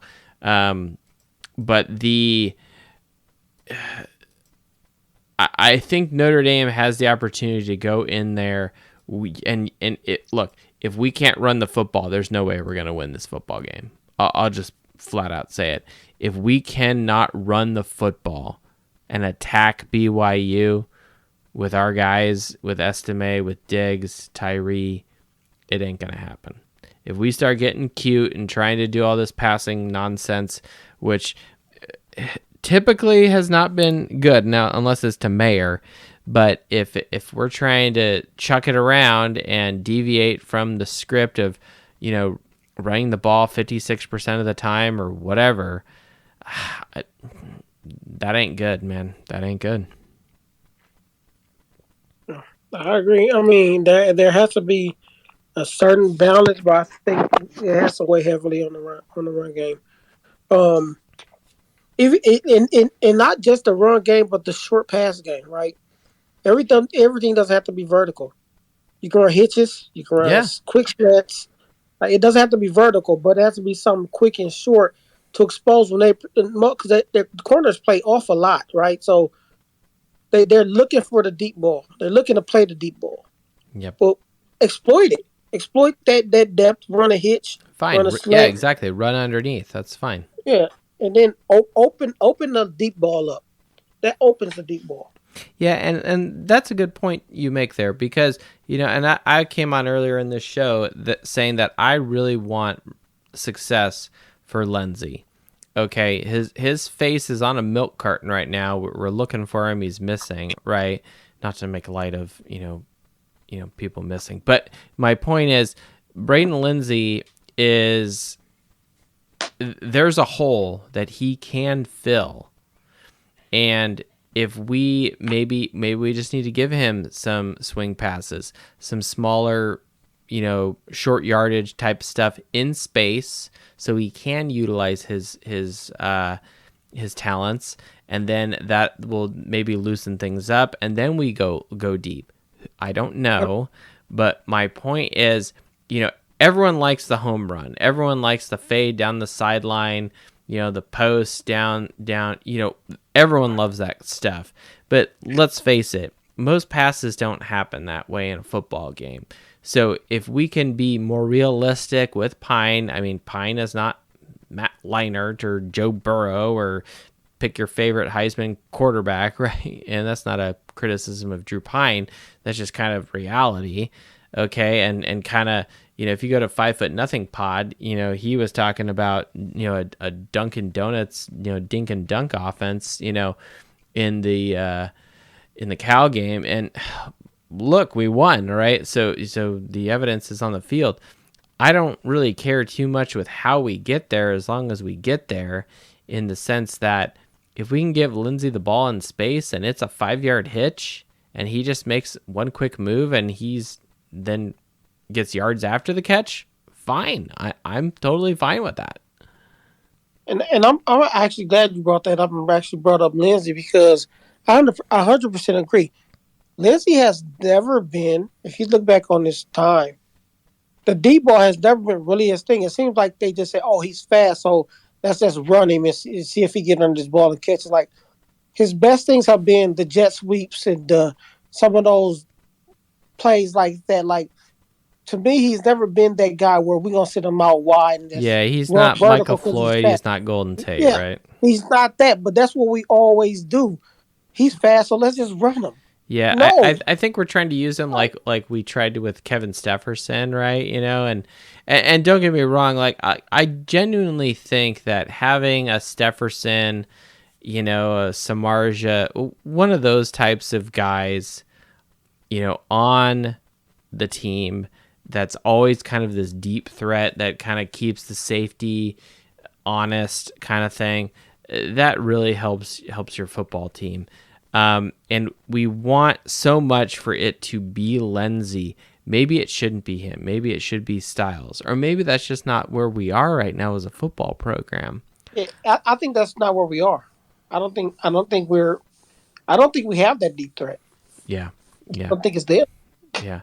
Well, and that was very evident in the Ian Book years, where it wasn't so much that we didn't have the guys. I mean, we had Boykin and Claypool and those guys, but I just don't think Book had the arm to chuck it 40, 50 yards downfield. You know, he was kind of a 20, 30, you know, Tom Brady, you know, run a 25-yard dig at max, and that's it, you know, like, and then we just methodically move the ball down the field, and the results are in the wins, and yeah, that's great. You know, we love that kind of stuff because we win the game, and that's ultimately what we're trying to do. But it doesn't make the sexy highlights, and some of the fan base that's, you know, screaming for a quote unquote modern offense. I don't know what that is. All I know is I want an offense that puts points on the board, and you can only do and reap what you've sown, and what we've sown and what we're harvesting out of this offense is Drew Pine and this current receiving core. And then therefore we must look at what can they do. If they can't run the deep ball, if they don't have the deep threat, if Pine doesn't have the skill set, or if he doesn't have the right connection, I don't know what it is. The point is, what do they do well in the passing game? Because you have to pass the ball. We had a halfway decent passing threat in North Carolina to keep the defense honest. It frees up the running game. The running game goes, it frees up the passing game. It's symbiotic. You have to have both. And if you can have that deep threat, it opens that up even more. But if it's not there, let's not be stubborn and try to do it and throw picks, or, you know, just go 3 and out because you got greedy on third down or whatever. Look, go for the win. That's ultimately what I want to do. And we're playing BYU, a team that's historically, typically, fairly disciplined. They're level-headed. They're not hot-headed. Well, Kevin, a sidebar here, because I know you got the sweet white Marcus Freeman hoodie. What are your thoughts of this game in Vegas, or specifically about the location? It was an awkward choice. I mean, I don't mind it at all. I like neutral sites, and I feel like we play well at them. We don't suck playing in those areas. I feel like it. I don't know. I feel like Notre Dame's a national-wide team. Our fans will be there. It's like BYU is closer, so their fans will be there. That's typically kind of how these Shamrock Series go. You know, like the last time we were in Yankee Stadium, you know, it was Syracuse, right? And that's physically closer than Notre Dame, right? You know, so I think there's kind of something to that. I mean, shit, even when Notre Dame was at Lucas Oil here in Indianapolis, you know, Purdue up in West Lafayette, it's like only an hour drive ish away from Indy, right? You know, that's. I went to that game. Oh, you were at that game? Oh, so was I. See, we went to a game together. So, but my point is, like, I think these Shamrock Series games, two things. Number one, they tend to be kind of in the backyard of the opponent ish, sort of, not really, but kind of. That Arizona State game, you know, at Jerry's World, not so much. But I will say this: if we go back to 2013, the Shamrock Series game in Dallas, dude, those are the best uniforms I've ever seen Notre Dame wear. And I haven't seen, I mean, I saw the highlight promo, whatever, of, you know, these Shamrock Series jerseys, the white with the gold, you know, trim and whatnot. man, they're rivaling that 2013 Shamrock Series jersey. So I always loved the blue and gold, but the all white, and it's probably because I have a bias, because when I was in high school, our away jerseys were all white with green and whatnot, and I thought we looked sick in all white. Not nearly as cool as a team that comes out in all black with just white letters, but there's very few high schools that those are their colors. But I think that the jerseys and the Shamrock Series, and I'm kind of glad that Notre Dame's kind of, I don't want to say toned down the Shamrock Series, but they're kind of like, they've taken more time to make it something special. Like this game in Vegas, pretty tight. If they went to, say, SoFi Field in LA, where they just had the Super Bowl, and like Oregon came, or UCLA or something, that would be cool. But take a couple of years, set it up, do it right, and then go do it. Don't just like every year feel like you're obligated to do the Shamrock Series and you kind of like throw something together. I'd rather you not do that. And I also would prefer you don't play in a baseball stadium, right? Okay, let's stop playing in Yankee Stadium. That's just my opinion. Okay. Yeah, this one does seem like more planned out, more thought about. I agree. So that's why I say to Notre Dame, 4 years, play Boise State in Denver. Now, as a consolation, play Colorado. Now, Colorado hasn't been really good last couple of years, but hey, there's a historical thing there, and Colorado used to be good in the early 90s, so there it is. So, all right, Kevin, anything else? We've got a couple more other people we're going to jump to. Justin Roush, very patient, and Jason Yeager, very patient as well. Go for it. All right, Kevin, thanks so much for joining the Fighting Irish Faithful show. I appreciate your contributions as always. Coach Kevin at Davis0560 on the Twitter. Thanks for joining us. Go Irish. All right, Justin Roush, you've been invited to speak. Thank you for staying on for all along. JR Roush 11 invited to speak if you so wish. If not, we will go into the deep dive statistical piece. But there you are. Justin, hello. What's up, everybody? How we doing? Hey, I really appreciate you jumping on. And will you be going to the Shamrock Series game in Vegas? The whole plan was to go the whole time, and it just didn't end up working out. But got some friends that are going to be down there, so you also will be living vicariously through them as well. I will. I've been to one Shamrock Series game, and it was the one you were just speaking of with those salty uniforms they wore out there in Dallas. Oh, okay. So wait, you did not like them, or you did like them? Oh, I loved them. Okay, I was going to say those ones are tight. Yeah, if they made those Notre Dame's permanent away jerseys, I'd be totally fine with that. Like, yeah, you know what? In the stadium, they looked so good with the white pants, the all solid white.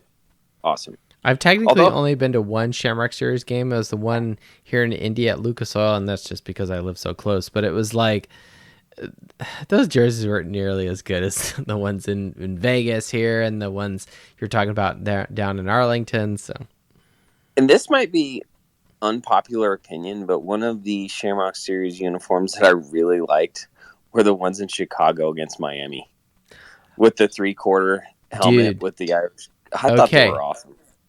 Hot take. You heard it right here from Justin Roush. He says the 2012 Shamrock Series jerseys were awesome. And I will agree with you, sir. Thank you. I think those were dope. The leprechaun on the side, I could tell I'm losing followers. Those people hate the Steelers, apparently. But no, those ones, when they came out, okay, let's back up. The base uniform wasn't anything special, but the helmet. The helmet was awesome. The helmet was dope. The helmet was dope. I need a replica in my basement.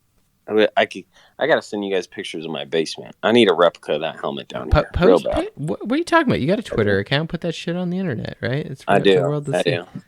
I do. All right. Okay. I'm so glad someone else thinks 2012. I'm gonna have to tag you in some more tweets here. I'm gonna have to make a note here in the notes here, show notes. Justin Roush. I will argue it with you till the death. So you tag nice. me. All right. Arm in arm, we will go to battle with people who are uniform haters. Those ones I think are top 5 for me for alternate Shamrock Series ish jerseys. I'll say this: they were better than the green Shamrock Series, or they weren't Shamrock Series, but the green out jerseys. They had against Cal. Right. Here's what I wish they had done against Cal: wear green pants. Just green pants, no blue lettering, no blue. All right, just green pants, green top. All right, with gold piping and white letters. Right? Like, it's fine, right? You don't need to throw blue in there, right? I guess there's a little bit of blue piping around the numbers or something on these uniforms, and that's fine. It kind of helps it stand out, right? A dark color against a white background, that's fine. I'm a huge fan of the kind of the more the Kelly green color with the white lettering. Yeah.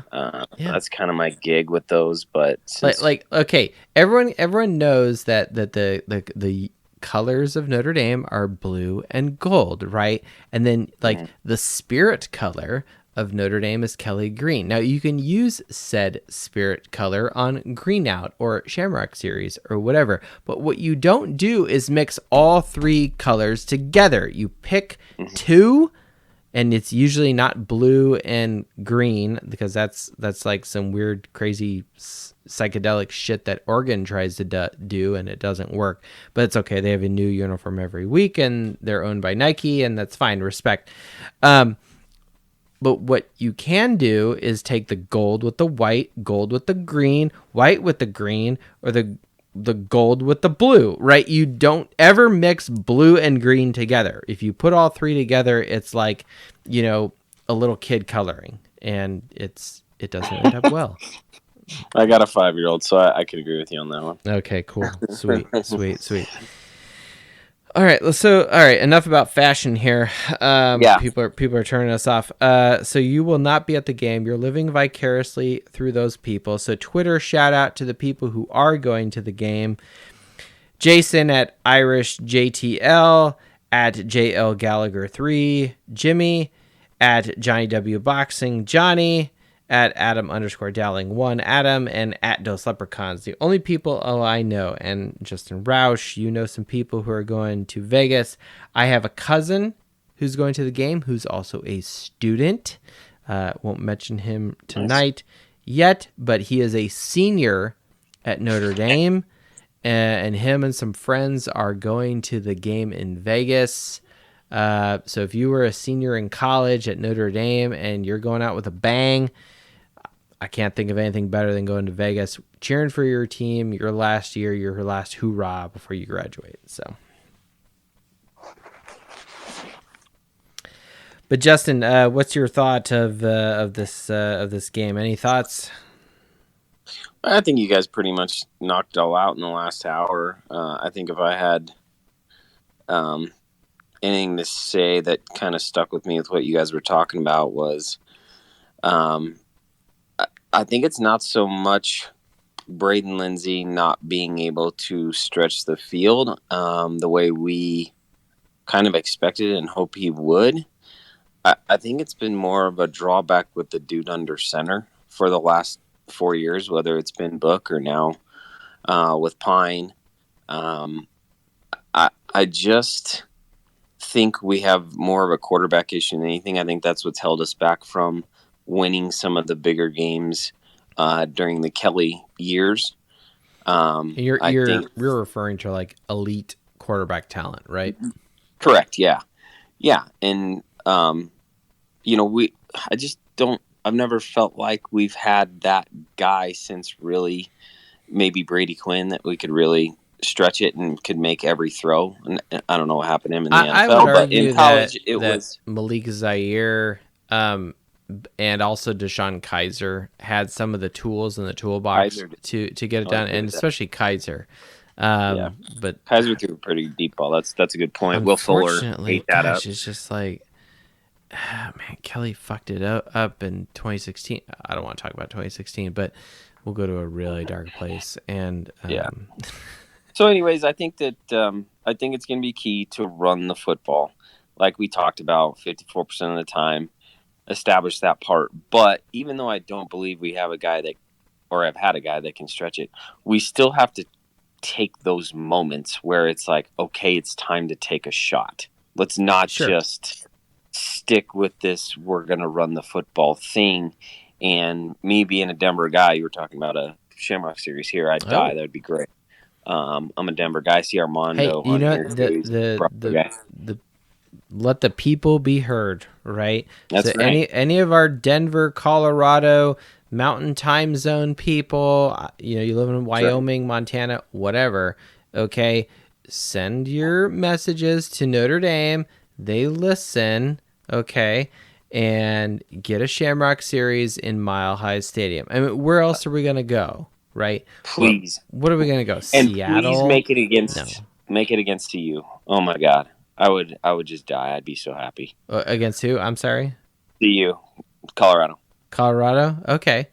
I mean, Colorado's been kind of like, I may disagree just because I'm partial to Boise, but, I don't have a problem with Colorado. I mean, they used to be really good. Arguably they won a title, back in the day. So, Mainly because I'm a CSU grad. So I would just love to go down there with all these CU buddies of mine and just watch the Irish destroy them. It would be the best day of my life. It would be the best day of my life. But anyway, back to taking those shots when we need to take those shots. Being a Colorado guy, the reason I said it is I'm a Bronco fan. I'm a diehard season ticket holder. Go Broncos.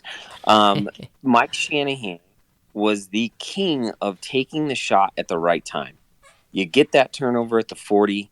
Let's take that shot on first down. Turn the momentum. Let's take it on 2nd and 2, 2nd and 5. But make sure you're taking it just at the right time, in the right position in the field. Yeah, don't do it on 2nd and 10. Exactly. Like, let's pick the right time. Let's get a momentum. Let's get a turnover. Let's pull a play action, get Lindsey down the field. If you throw an incomplete, okay, we got 2nd and 10. Here we go. Let's try to complete a second. Get in front of the sticks, get a 2nd and or a 3rd and 6, 3rd and 4, something like that. But just take it at the right time, and you can't forget about taking those shots. But we still need to run the football. And on the defensive side, once again, they're gonna throw it. I get it. Just eliminate the big plays, run the football, and take shots when we can, and I think they'll be all right. I do. Excellent.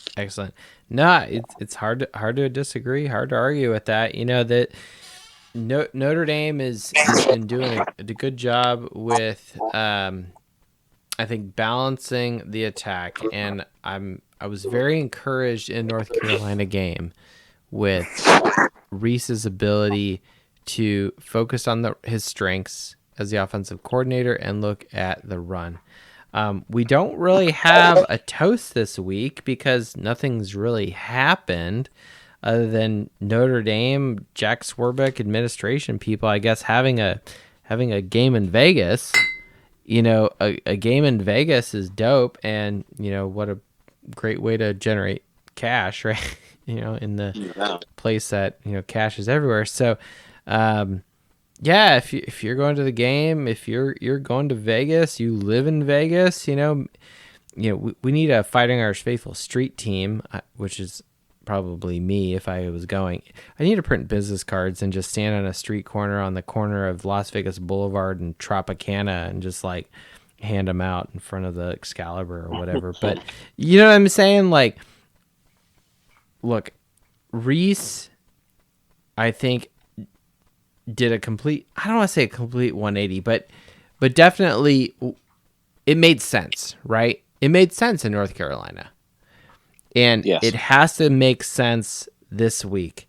We have to run the football. That is an advantage we have over them. And look, we were concerned about the secondary and the passing striking ability of North Carolina. North Carolina had stats that literally scared the shit out of me, but we dominated them, but got kind of lazy at the end. North Carolina has better talent than BYU, and we scored 45 points against North Carolina. We should be able to beat BYU. We are favored by 3.5 points. We are favored by more points against them than we were against North Carolina. North Carolina, we were only favored by 1. We had a 60% chance of beating North Carolina. Right now we have a 66% chance of beating BYU per teamrankings.com. So I think there's some advantage here, and this is what the numbers say. And I think the Irish come out with a victory. What do you think, Justin? I do. I'll even make a prediction. I'll say. Here we go. I'll say they're going to cover 31-27. I like that would it. Be a cover. 4 points. 31-27. I think they do need to get. I think BYU's going to make enough. I think they're going to get into the 20s, and I think that we might need to be in the upper 20s to low 30s to win the game. I mean, I always personally think that, you know, if you're scoring in the 40s, you're in good shape to win the football game, because that's what national champions do. We've done it once this season, and it was very solid performance. And, you know, my blood pressure did not rise one bit in that North Carolina game. It was a little bit of, you know, eye rolling, you know, with the defensive secondary breaking down. But other than that, hey, I think Notre Dame comes out with a victory in BYU. Now we should not underestimate this team. BYU, if we fall asleep, BYU can burn us with their discipline. But yeah, I think we can do it. So I just hope they keep getting better every week. Like, there's a lot of people that I think are down, which we are. I'm down too. This sucks. I expect to be 2-2. But they gotta keep getting better, man. If they don't, I'm just worried about recruiting and just the negative media and all that. Because kids read this shit, man. They just do. And it's like, let's keep getting better every week. Keep recruiting hard, and give ourselves a chance to be in a big game against Clemson, and see what happens. You know, I mean, we could end up beating the ACC champs by the first week of November. Yeah, so there you go. That's the goal. Yeah, but I'm with you there. It starts on Saturday. Yeah, I think this is the first time that Notre Dame can get above 500, and that's a good place to be. So, well, Justin, thank you very much for joining us. Yeah, no problem. One last thing before I remembered what I was going to say. We started with some fashion. I'm going to end with the fashion. They need to bust out those fucking Sugar Bowl uniforms that they wore against Florida in '94 with the green. Yeah, they absolutely have to. I'll leave it at that. That's my final sexy uniform talk for the night. But they have to bust. Thank you, Justin. The sexy uniform talk, the Sugar Bowl jerseys, with the helmets from 2012 Shamrock Series in Chicago, and the Shamrock Series here in Vegas. Fashion, it's part of the show here. So this is what we do. Thank you, Justin. At JR Roush11 on the Twitter. Thank you so much. Go Irish.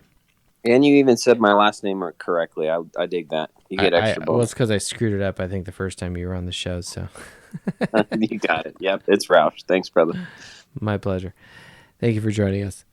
Well, Dave was on here. Dave left. He must have been something else. But there is a statistical piece I wanted to get to here. And I spent, I don't want to say significant time, but a decent amount of time here that I wanted to go through, because this is news that broke this week, and there's a reason why I want to mention this. So it relates to Paul Chryst being fired from Wisconsin. Yes, no, we're not Wisconsin people. I'm not from Wisconsin. But Paul Chryst, the head coach of Wisconsin, going back, if anyone's listened to the archives, really, really detailed here. Dave, I see you. Hang on one sec. Let me get through some of this. In 2016, that kind of like was the catalyst for me paying attention to Notre Dame as a fan, because we went 4-8 and I was so pissed.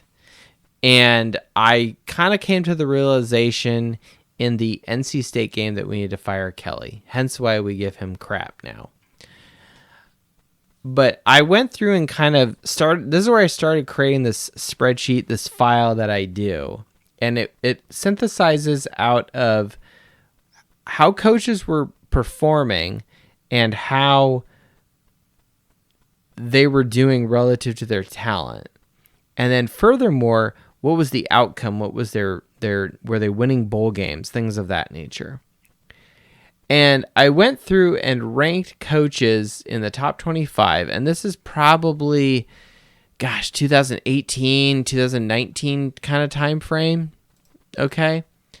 I went through and I looked at coaches who were successful and who were not successful. And then also, where was Notre Dame? And Brian Kelly at Notre Dame was underperforming relative to his recruiting ranking and where he was finishing in Sagarin. So, like, for example, at the time when this was done, BK, his recruiting was around 12th, and his Sagarin ranking was 18. So he was -7. So then I wanted to look at coaches who were doing better in rankings but lower in recruiting, right? So they were plus on the side. And so, like, number 1 on the list was Kenya Matalolo at Navy. And then Brian Harsin at Boise State was number 2, who's now at Auburn. Number 3 on this list was Paul Chryst. Then 4 was Kirk Ferentz in Iowa, which is kind of odd. And then 5 was Stanford, David Shaw. Then Gundy, and so on and so forth. So really it came down to, a lot of this was kind of a quest. Who could Notre Dame hire out of existing head coaches to potentially replace BK, who was totally underperforming and I didn't think would win a title? And so I thought Paul Chryst was the best and most likely candidate between him and Brian Harsin. Well, Dave, I see you here. We're going to take a pause in the Brian Harsin stats and invite you to speak if you so wish. Unless your internet and your phone is dropping out, which looks like it just did. So back to Paul Chryst. So if you've been living under a rock and not been paying attention, Paul Chryst was fired from Wisconsin after many, many years as their head coach. He's been there for 8 seasons. Prior to that, he was at Pitt, and that was Pitt in 2012-2013 timeframe. We've talked about that multiple times on this show. And I wanted to know, why was Paul Chryst fired?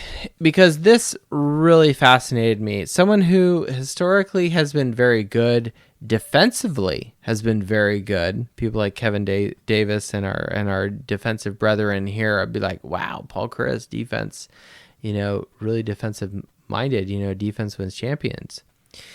Yes and no.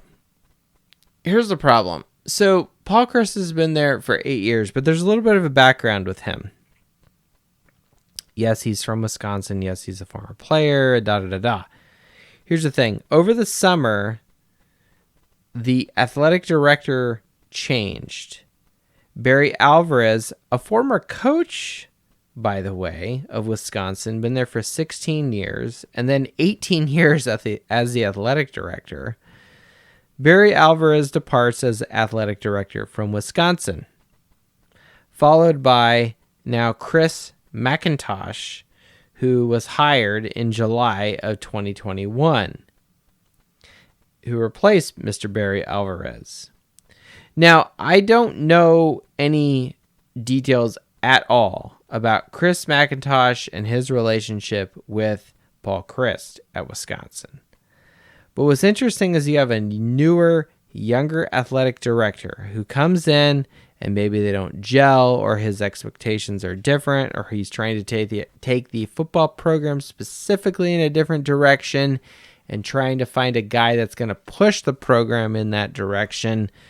Maybe he came to the realization that Paul Chryst was not the guy to fit into his vision that he's been hired to do. But Dave, you're here. Welcome to the Fighting Irish Faithful Show again on your drive home. Yeah, it's been taking me forever to get. I don't know what's going on with my Bluetooth you're like driving through or, Defiance, Ohio, or wherever you are, outside of Toledo, right? No, I'm driving towards Defiance from Lima. There you go. Well, Dave, we got all sorts of things. You can talk about fashion. You can talk about Vegas. You can talk about anything about Vegas. Gambling. We'll talk about that. We'll talk about BYU. Wanted to talk about Paul Chryst because this kind of came up. But Dave, the floor is yours. You may be shutting us down tonight. We're about 2 hours in, and Dave, what would you like to say? I just. I'm excited to get back. I think the team probably didn't want to have a bye this past weekend. It's just kind of like baseball. When you're hot, you want to keep playing. You don't want to, have a day off on a Monday and when you're hot. And I think the same thing with the college kids. I know it's a long season, but after a good showing against North Carolina, Virginia Tech must be in a real rebuild stage because North Carolina took it to them last weekend. Yep. But I think I watched BYU play last weekend. On Thursday they played, and I think there's some things we can do on both sides of the ball to them. We just got to be disciplined, and because they're a very disciplined team. Their coaches he's big on that, and they're fundamentally sound. So we're going to have to be fundamentally sound as well on Saturday night. And if we are, then we should, come home with a W, which would be nice. What concerns you the most, Dave, about BYU? I think their wide receivers are very disciplined. So, our Achilles heel for years now has been our secondary. I thought you were going to say Brian Kelly, but okay. Well, yeah, that as well. But as far as, I'd rather,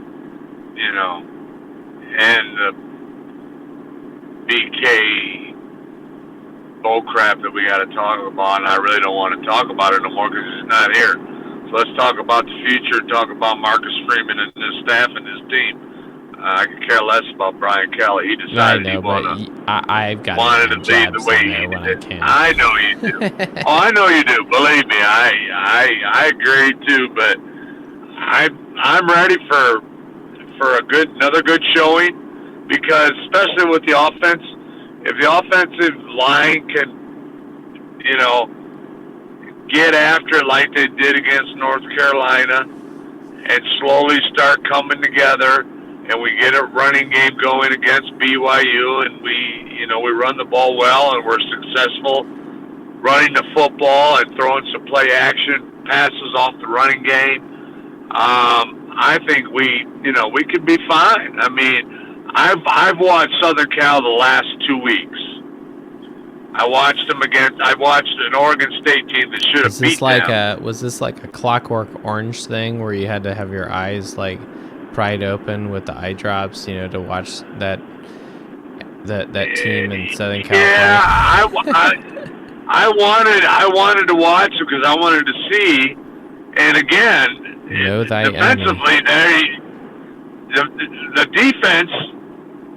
Southern Cal's always had offense, and we've played them in the last couple of years, and we know that. But they couldn't stop anybody, and they still can't. So we got to go there on Thanksgiving weekend and play our ass off defensively. But I know we're talking about BYU, but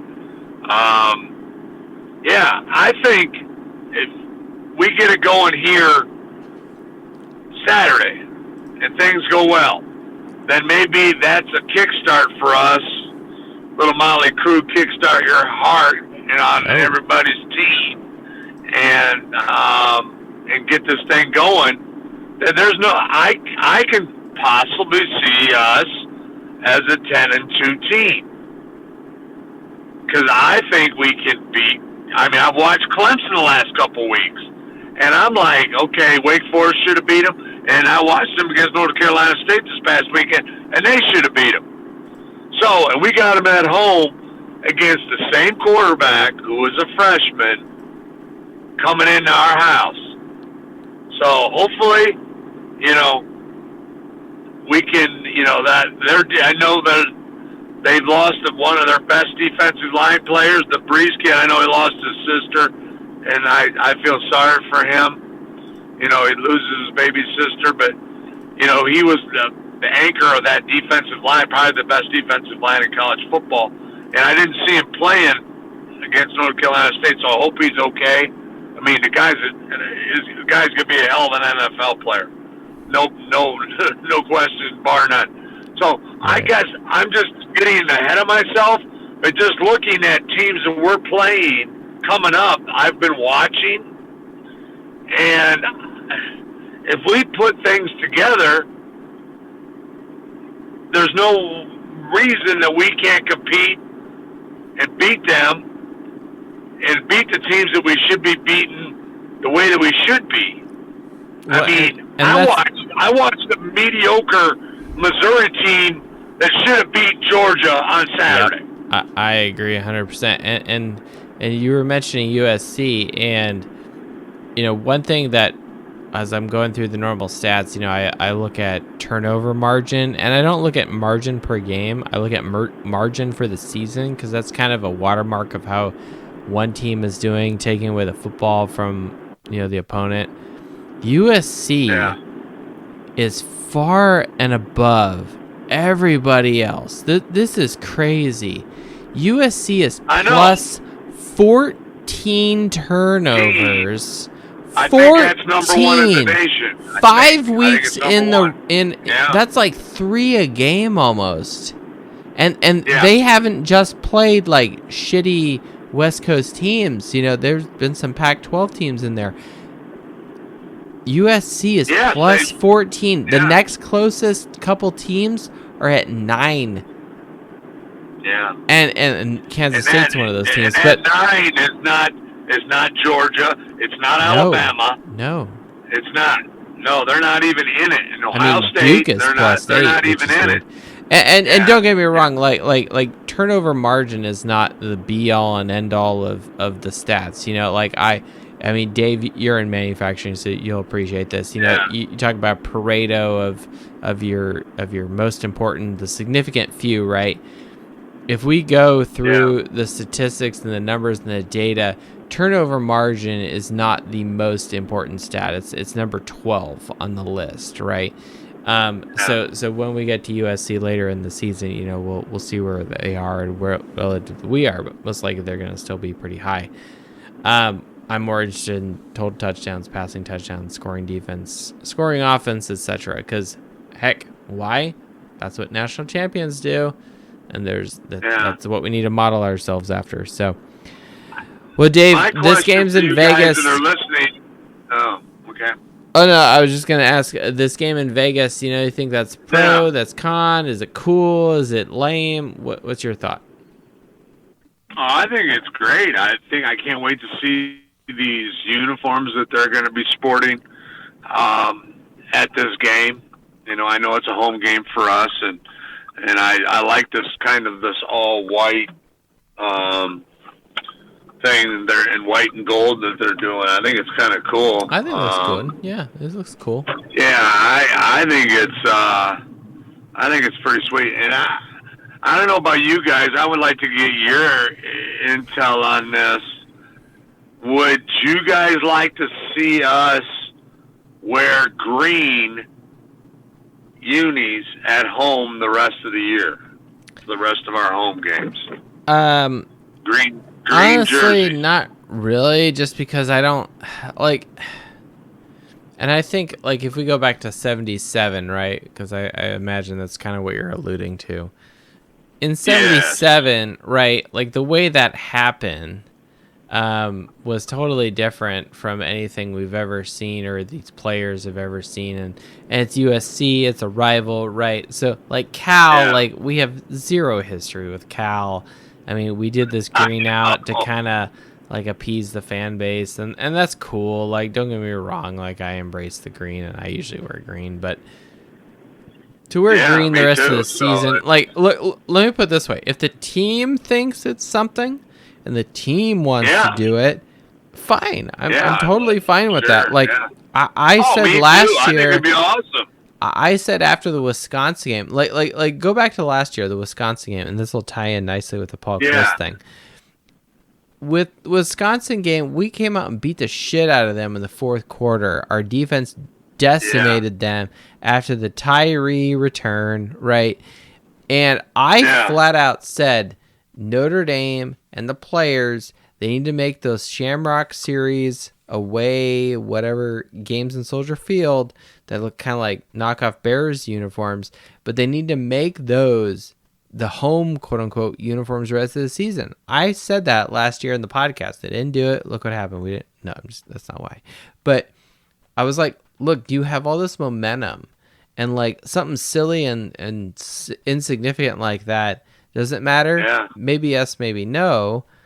But look, if the players embrace it and say, hey, we have all this sweet mojo and juju with these jerseys, then great. I don't have a problem if the team wants to do that with the green jerseys from the Cal game, but I was at that game and I didn't see any mojo and juju that came out in that Cal game.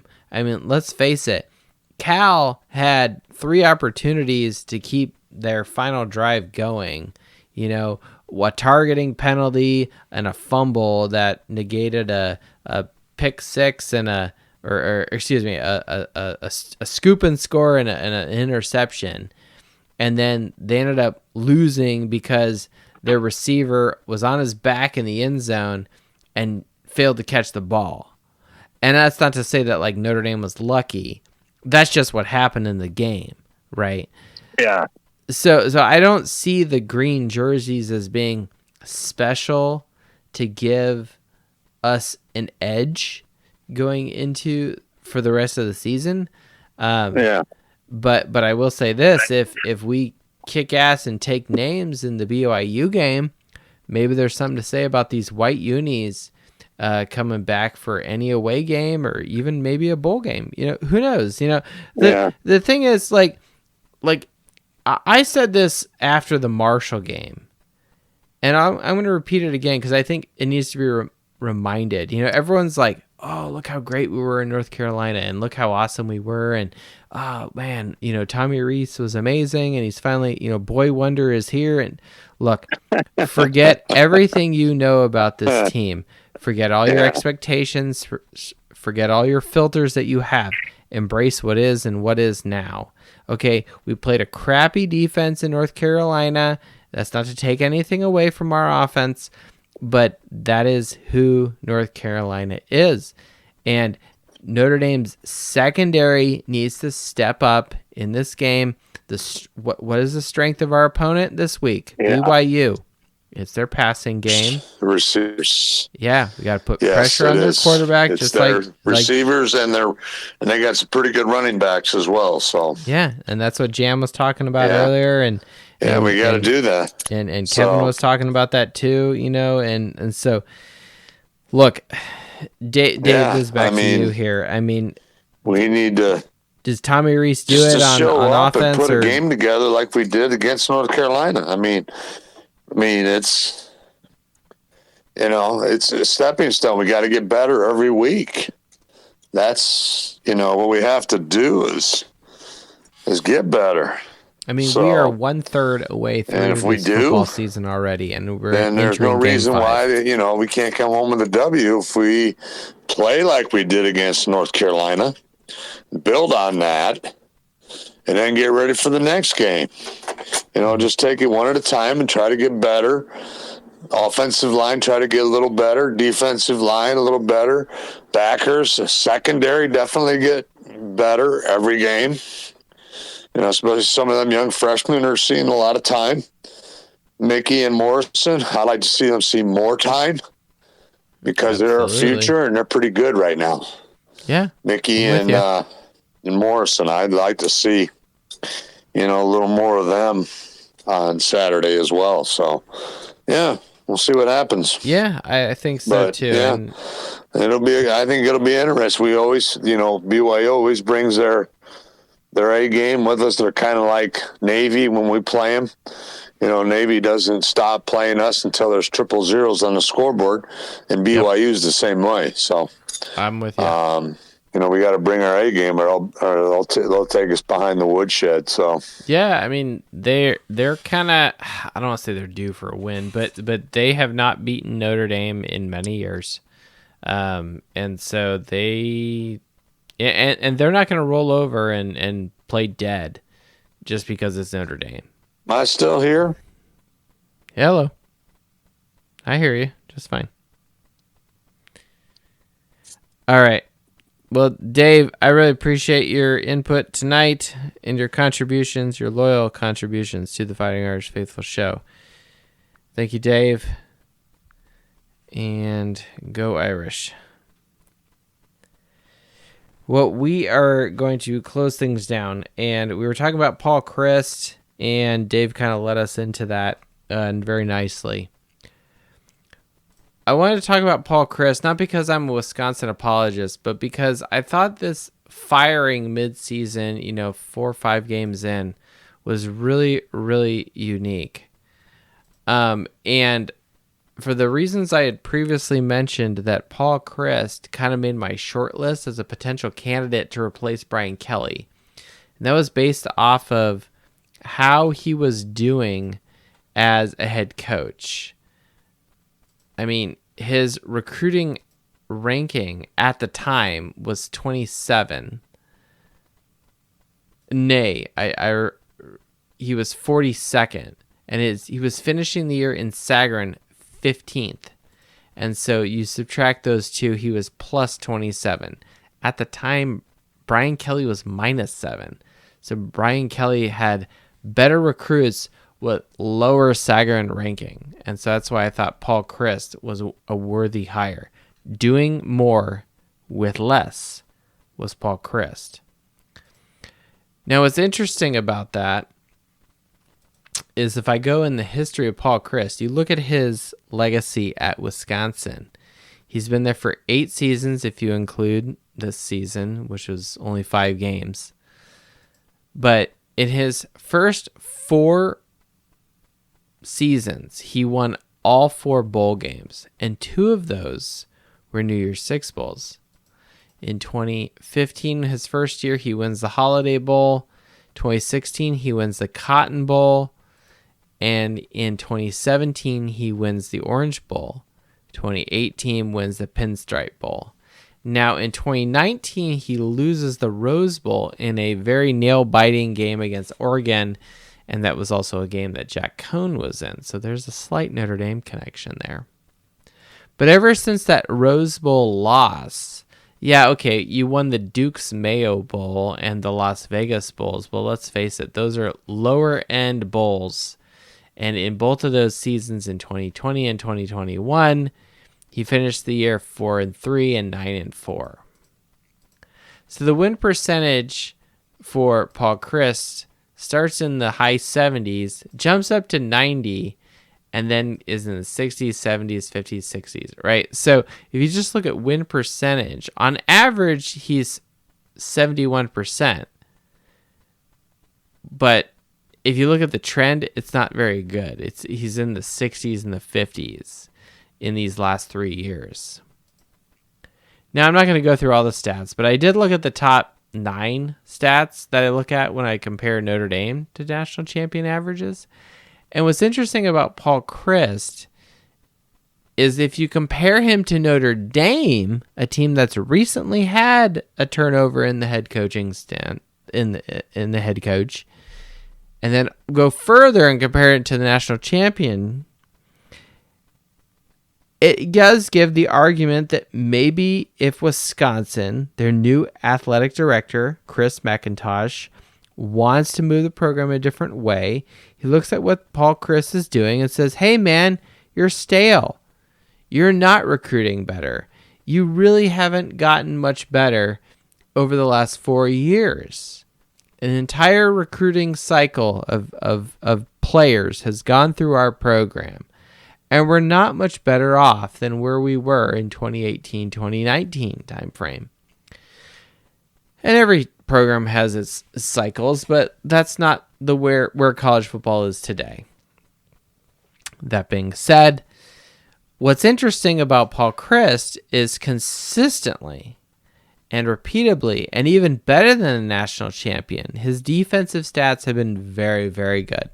Scoring defense, on average over the 8 years, and I'm including this year in that, on average, he limits his opponents to 17.3. His first season of all, he was number 1 in the country in scoring defense in 13.7. Total defense, another great stat by Paul Chryst and his defense. Total defense, on average, 289 yards, ranked 9.9 in the country. That's better than national champion average of 10.5 over the last 10 years. Rushing defense, similar story, similar verse. 103 yards, 15.6 in the country, right? You know? But other than those 3 defensive stats, every offensive stat, if you just even compare it to Notre Dame over the same amount of time, this same 8 years from 2015 all the way to 2022, including Marcus Freeman, Notre Dame is better in every single offensive category over Wisconsin. And this also includes sacks per game, which is better for Notre Dame.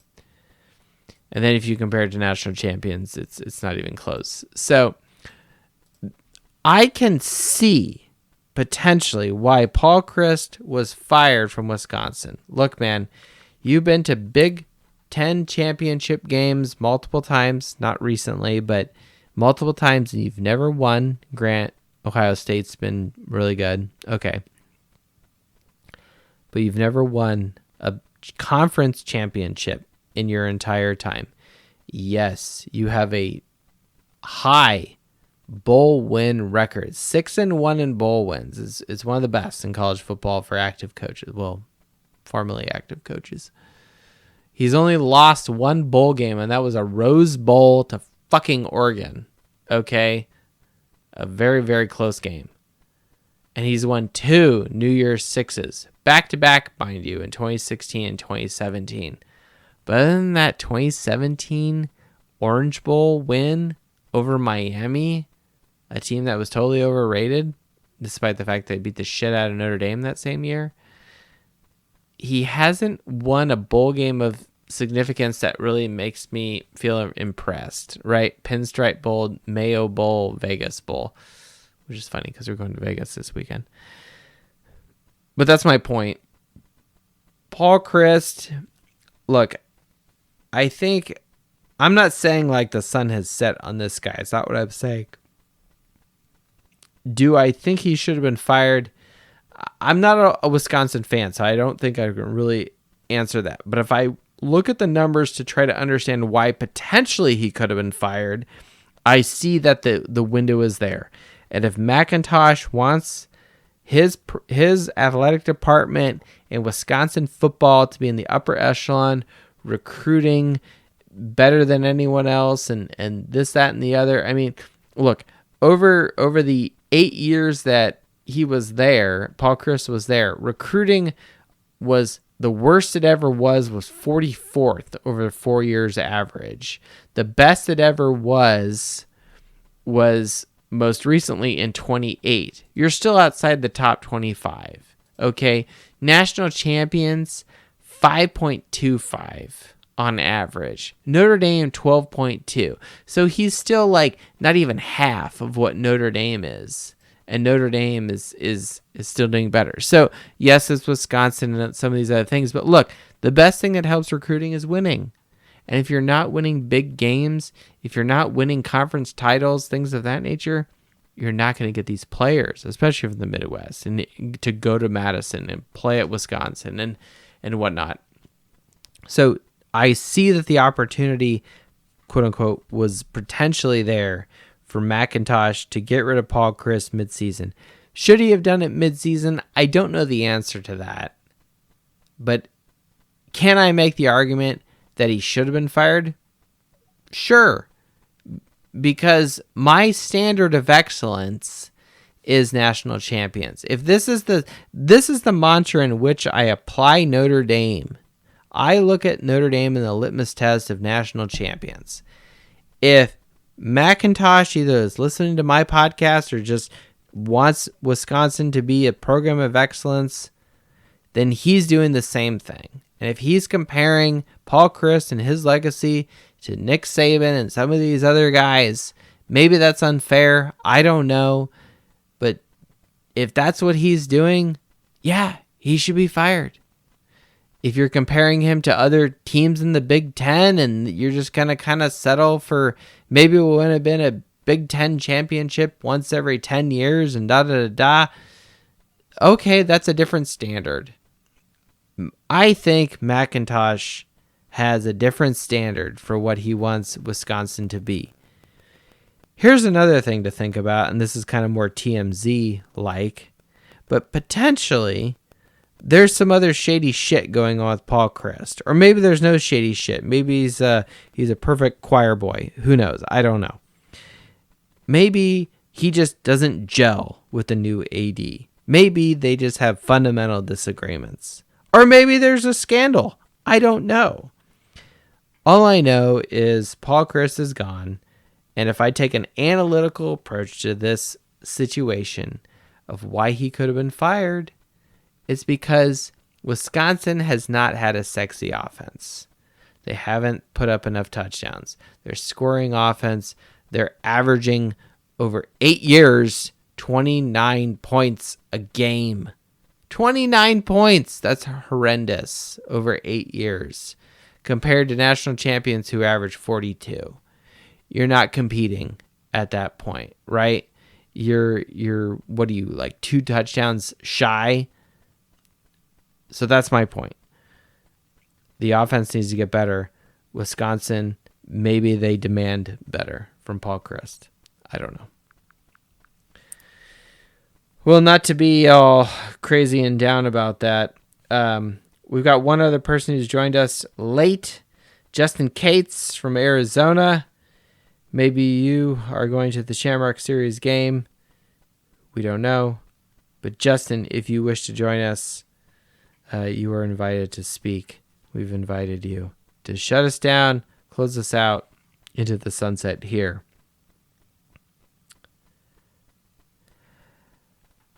But going forward, I do think that Notre Dame will win.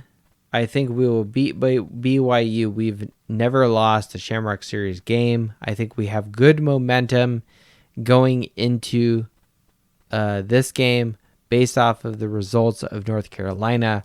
It's encouraging to see that Al Golden and our defensive staff is shuffling the players around to suit this high-powered passing offense going to this game.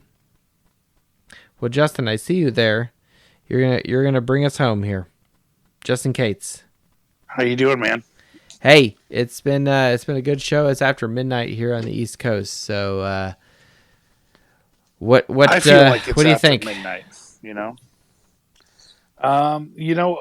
First I just want to comment. I think that can you hear me? Yes, sir. Okay, perfect. Sorry, this stupid app's frozen. No, you're good. I think it was sort of a perfect storm at Wisconsin. I feel like they could dump Paul Christ. I think they could secure the buyout. They could dump him, get Leonard in there, figure out this is a nice long audition. Figure out, what it's going to look like if he is the head guy, and if not, move on. Just wanted to bring that up. The other thing is, I think we're going to beat BYU too. So, my brothers-in-law played football at Wyoming. So both sides of the family have a special hatred for BYU, because if they're dirty, if nothing else. Although, my wife just raised her hand. She's like, "Yeah, hate them too." Really, I married a good one. I'm telling you right now. I think most people think that other spouses who have stayed with their spouses, they realize they got something good there, right? Yeah, I outkicked my coverage. That's totally for sure. I like Sataki a lot. I don't know if you listened to his press conference. Someone posted that. Seems like a good guy, but I think that we're going to be able to run the ball very effectively. I think Audric Estime is just going to destroy people. I mean, I've watched BYU against the 90th times. ranked defense, rushing defense in the country, right? Yeah, well, and I think that having Tyree is really going to help because I don't know, have you watched BYU at all? I'll be very honest, I have not. They sub like a hockey team. They literally like jumping over the boards like 4 or 5 defensive linemen at a time. But no matter who they bring in, they don't set the edge well. So I feel like you can get Tyree on the edge and Estime up the middle. You can sort of 1-2 them, and I've been saying my prayers that this will be maybe a game that Tobias Merriweather can get off and make some catches. Yep. So but I mean, I'm just so glad to be able to be listening to you tonight. I'm a big fan. And, thank you. Scotch and Spreadsheets. I think it's a wonderful title. So. Yeah, if you really want to display your fandom, you'd buy some gear. No, I'm just messing with you. I didn't know you're selling gear. What? Check out the Twitter profile, man. Fighting Irish Faith. I don't plug it just because I don't know. That's just not my bag. I'd rather listen to you guys and talk about Notre Dame football. Yes, we sell Notre Dame Fighting Irish Faithful gear. There's an Etsy store. Check my Twitter profile. Check the text, the comments, the descriptions of any of the shows on Spotify, iTunes, or even YouTube. Etsy store, Fighting Irish Faithful shit comes up. We got t-shirts. We got pint glasses. Do not put them in the dishwasher. You will be sad. We got baby clothes if you got baby clothes. Sweatshirts, hoodies. Hey, all this stuff is cheaper than the bookstore. And a funny story. So I went up to the Cal game with my folks, and I brought a friend with me, and he was in the bookstore. He's buying some stuff for his son and for his wife, and he's being a good husband, right? So he buys a hoodie for his wife, and I'm like, oh, that looks nice, and I'm like, I bet that was expensive. And he's like, yeah, it was.